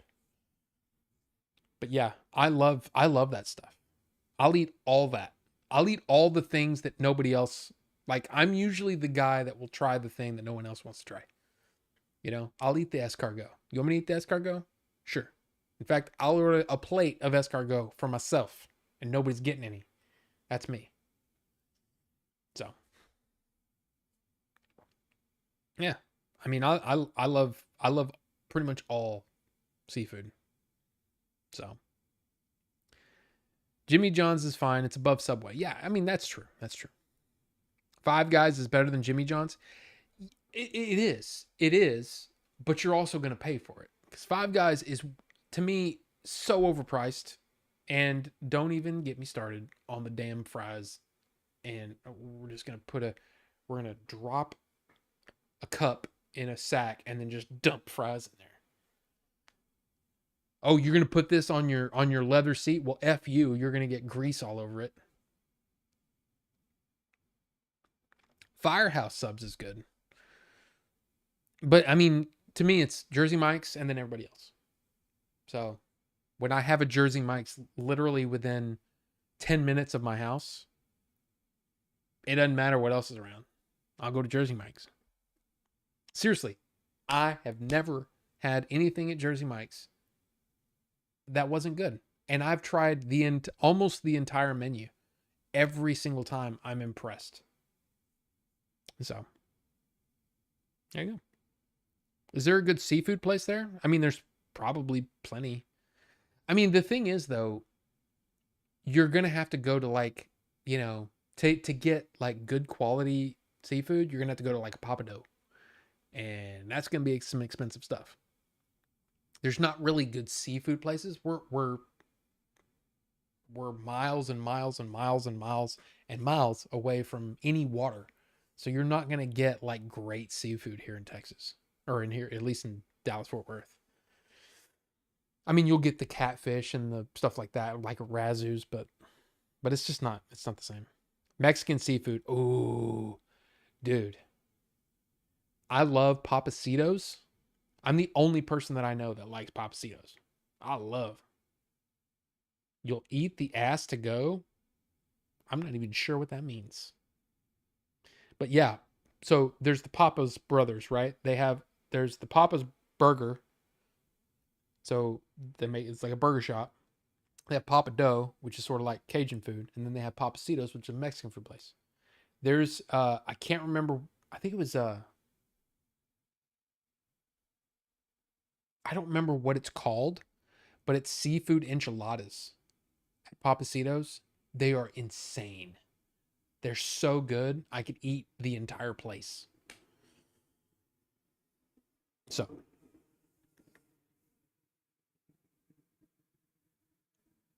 you can kind of hear that, right? The jet. I don't know if you can hear that or not. Big jet flew over, like an F-18. Dude, we had some two F-18s fly over, like right next to each other. They were super low and they were booking it. I don't think I've ever heard them go that fast. It was loud, man. And it was so loud you could hear the turbine. It's almost a whine with the jet noise, the jet wash noise. It was it sounded awesome. If I was outside, it probably would have been probably scared the crap out of me. Why are we talking about food? It's exactly what I do not need to do. Fried red snapper with that hot sauce. Oh yeah, dude, dude, dude. Hell yeah. I tend to eat fries with my sub. Yeah, we don't. All of our sub places, they're just chips. Which do you prefer, In-N-Out or Whataburger? Did someone say ass eat? I think Ricky did. Billy. I'm not pulling up that video. Okay. Anyway, In-N-Out or Whataburger. Here's the thing. I love Whataburger. I always will. But to me, in my opinion, In-N-Out is not only a better quality burger, but I actually prefer, like, I like how I feel after I eat In-N-Out. So really, it's all about which one. For me, I don't really pick sides. Like, there's a lot of, like, Jay will be like, F In-N-Out, whatever. And I'm like, In-N-Out's good, okay, but it's all dependent upon your mood. You want a big sloppy burger, you go to Whataburger. You know, that's a certain kind of like a certain kind of, I was gonna say hole to fill, but I forget. Some of our audience might take that wrong, but you know what I mean. There's there's there's certain times you just want a Whataburger, and then sometimes I want an In-N-Out. Like right now, and I'm talking about like in the last couple of weeks, I've been really wanting In-N-Out, and I love their fries. I know a lot of people don't like them. I like them because I get them well done, so they taste almost like big versions of those cans of potato sticks. Do you remember those when you were, at least when I was a kid? They used to have them when I was a kid at place somewhere. I don't know. I just used to like them. They're little potato sticks. That's what they taste like, except they're warm and they're a bit thicker. I love their fries. You get them well done, they're awesome. But that's me. And I love In-N-Out. I love both. Basically, you ask me where I want to go, I'll go. I really don't care because I got something I want from either place. I'm not a well, this is better than this. No, I don't get all bent out of shape about that crap. So Corpus Christi would have good seafood. Or more likely than here. Yes. This is worth in raid stream making me hungry. Sorry. Mine is worse. I show videos of the food. Yeah, I'm not doing that. Something about ass to go. I don't even know what you're talking about. Goose, it's time to buzz Rob's house. Basically, that's what happened. We saw a list recently and they said Culver's is the best. Culver's is good, man. I'd only had Culver's once or twice, and I've been impressed both times. If Billy's here, Freddy's. Freddy's is badass. And Shake Shack. Shake Shack's really good too. You kind of have to pull up that video now. No video. No video. Oh no, Billy, I didn't tell them about that video. When you brought it up is when I said that. That's it. Ollie's has the potato sticks. No, I want to say it was like a let me see.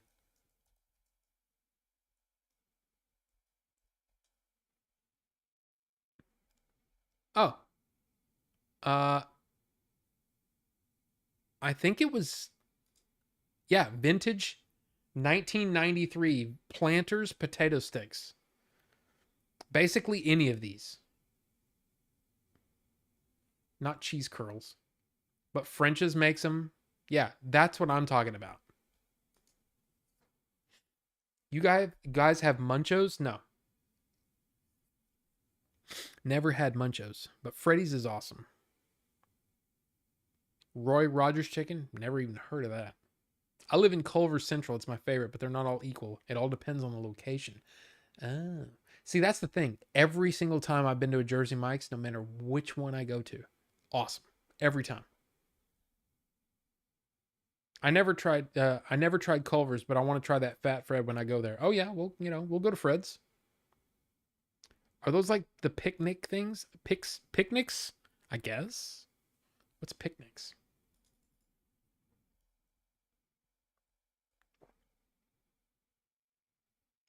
Oh yeah, that looks yeah. Yeah.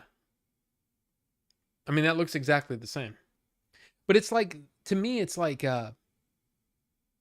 yeah, I know there's a lot of people that will say, "Well, the In-N-Out burgers aren't bad, but their fries suck." Yeah, you need to get them well done. If you get them well done, they taste great. You get them well done and then put cheese on them or the animal style, they're fantastic. I love them. I don't care what anybody says. I have my own opinion, and my opinion is that I like the fries. So there you go. Five Below. We do have a Five Below. Had some Roy Rogers chicken today. See, I've never even heard of that. I don't even know what Ollie's is. I have a Culver's just a few minutes down the street, and they're building a Freddy's. There's also a Portillo's. I've never been there. We have one that they've been like popping up everywhere in Dallas Fort Worth, but I still haven't been there. Five Guys are so overpriced. I gotta go. Scarce, but if done right, it's really nice. What are you talking about? Roy Rogers, I guess. What's your go-to Tex-Mex place? There's a few, dude. There's too many. There's too many different ones, and it's the same thing. Where, to me, there's when you're talking about great burger places, right? Fast food all the way up to go place an order, right? Shake Shack, In-N-Out, Whataburger. Um,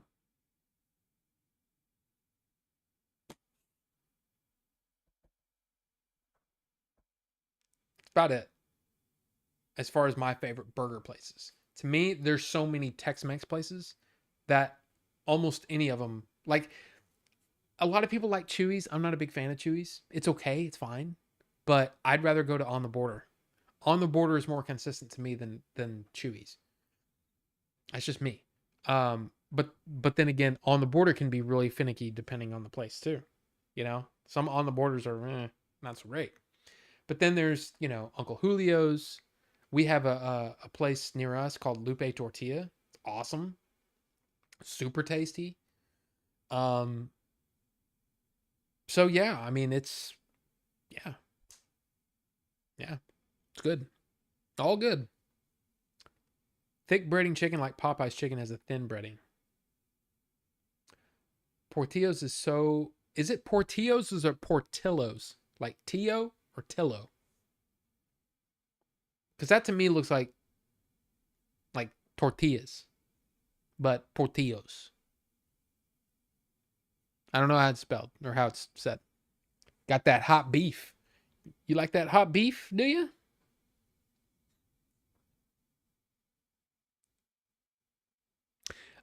Just got Chicken Express at RP22, but I didn't try it. Is it any good? Oh, Jay got Chicken Express. Yeah, yeah. Um, okay, I'll put it to you this way. To me, as far as chicken goes, let's not talk about sides, because that's a whole nother story. Okay, and that's a whole nother can of pancakes. You know what I'm saying? What? When it's just chicken, we're just talking about the chicken now. Raising Cane's and Golden Chicken Express are kind of tied. Okay? Pretty much tied. When it comes to the sides, Chicken Express can do some damage because they got a pretty good mashed potatoes. I mean, it's probably instant potatoes, but it still tastes pretty good with the cream gravy and all that stuff, right? Then you've got the corn nuggets. Come on, come on. You got the fried okra, right? You want just a freaking corn on the cob? You can do that too. Golden Chick has a lot of the same stuff, but they don't have my thing about uh Golden Chick is their rolls. Their golden those Golden Chick rolls are dangerous. They're so freaking good. With Chicken Express, you can get rolls or their biscuits, and the biscuits are really good at Chicken Express. Raising Cane's, of course, has that garlic bread, which is banging. So there you go. Pretty much never go to Tex-Mex places. I'm just so tired of it. I get that. I totally get that. Shake Shacks in DC are so terrible. I never wanted to go again. But that sun-dried pepper sauce burger with the cheese fries, that sounds good. Yeah, most of ours are pretty new, and the problem is I don't really have one close to me. I like Shake Shack a lot. There was one close to where I used to work, but where I live, there's not one really close. It's probably 25 minutes away or something like that, and that's just not worth going to. Freddy's is probably 15, 20. So, and there's Muya. Muya is a pretty damn good burger. I forgot about Muya. Muya is a good burger.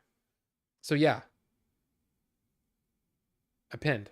So Whataburger, In-N-Out, Shake Shack, Muya. Those four are probably some of the best. Like Five Guys to me doesn't even belong in the conversation. I never go there. I just never go there because I have all of those other options that are much better to me and a better value. So I'm dying to eat a good bowl of chili. We can go to Freddy's. Doesn't Freddy's have chili? Freddy's is good. Wasn't hungry before I turned on the stream. Now I'm going to have to raid the fridge. It'd be kind of fun to do a live fast food ranking thing. See, that's the thing, though. I'm like, there's room for everybody. Except for Five Guys. Five Guys can go jump in the lake and stub their toe on a grocery cart. I just don't like them that much. Other than that, I'm pretty good with pretty much anywhere you want to go. You know? I mean, Burger King and Wendy's can be awesome, but mine, the ones that are by me, they suck. Both of them. And I love Burger King and I love Wendy's, but I can't have it right now because the ones near me suck. Arby's. Oh my God. I mean, not Arby's. Arby's is good too. A&W. That's another good place. But yeah, I've never been to. See, that says Lowe's and then tortillas. Portillo's. Portillo's. And then in Spanish, illo is pronounced illo. Right. So tortilla. So, but it's Portillo's. Okay, so Portillo's then. There you go. Portillo's. Got it. The Lord's Chicken. Raising Cane's is my lowest tier chicken. I think their chicken's the best.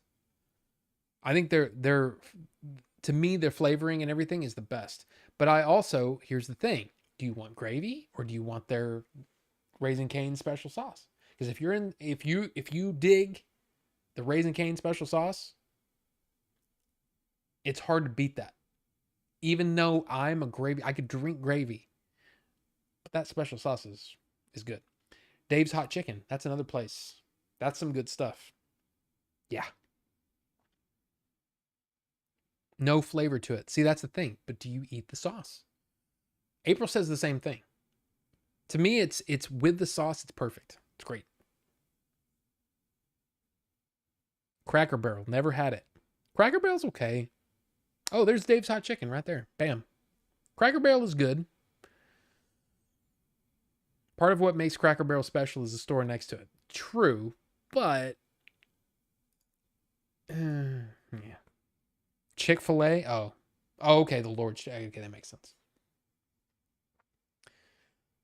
Got a Raising Cane's opening up around here soon. I don't usually like tendies, but I'm excited to check it out. Okay, not Gary. So get the 3-finger combo, right? And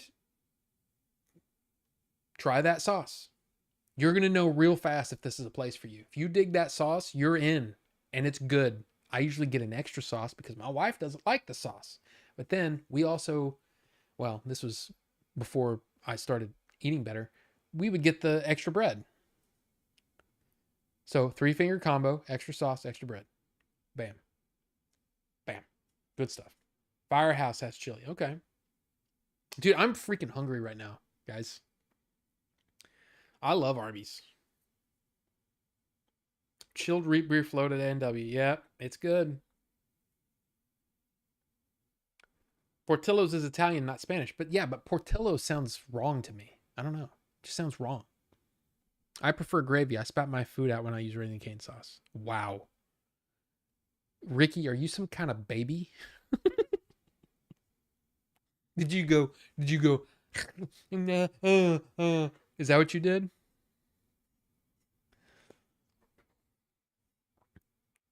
I drink gravy. Oh boy, don't take that out of context. What do you mean?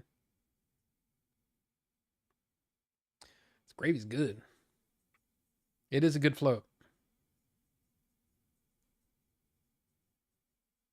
3-finger combo, 2 in the pink, 1 in... Hey, come on now. The shocker combo? I'll tell you what. There's some good looking girls working at the Raising Cane's. Just saying. Just saying. Not going to do anything. I'm old. They're obviously young. But damn. You know? There's been a couple times when I'm like, I'm having trouble paying attention to my food. Would you go back behind the counter or something? I don't want to look at you. Haven't had Johnny Rockets in 20 years. Never. I think I've had Johnny Rockets once. I'm starving now. Yeah. Wiener Schnitzels, orange Fanta floats, and shake. Oh. Buttermilk ranch sauce from Wendy's is nasty. It tasted like wet dog water. See, that's the thing. That's the thing. Wendy's, when it's on, dude, the one that that was by where I used to work was awesome. They were so good. They were perfect. Their buttermilk ranch stuff, their sandwich, dude, it was badass. But mine, I went there to order one of the normal burgers, and they said we don't have that. And I'm like, it's on the menu. She said, no, we're out of it. How are you out of the burger? And then the Taco Bell right next to it did the same thing to me. So yeah, we're out of crunchy beef tacos. What? The place is named Taco Bell, mother. Anyway. Yeah, Raising Cane's is worth trying. Blah, blah. The jalapeno Baconator. I never had that. I would always get the son of Baconator because it was fewer calories.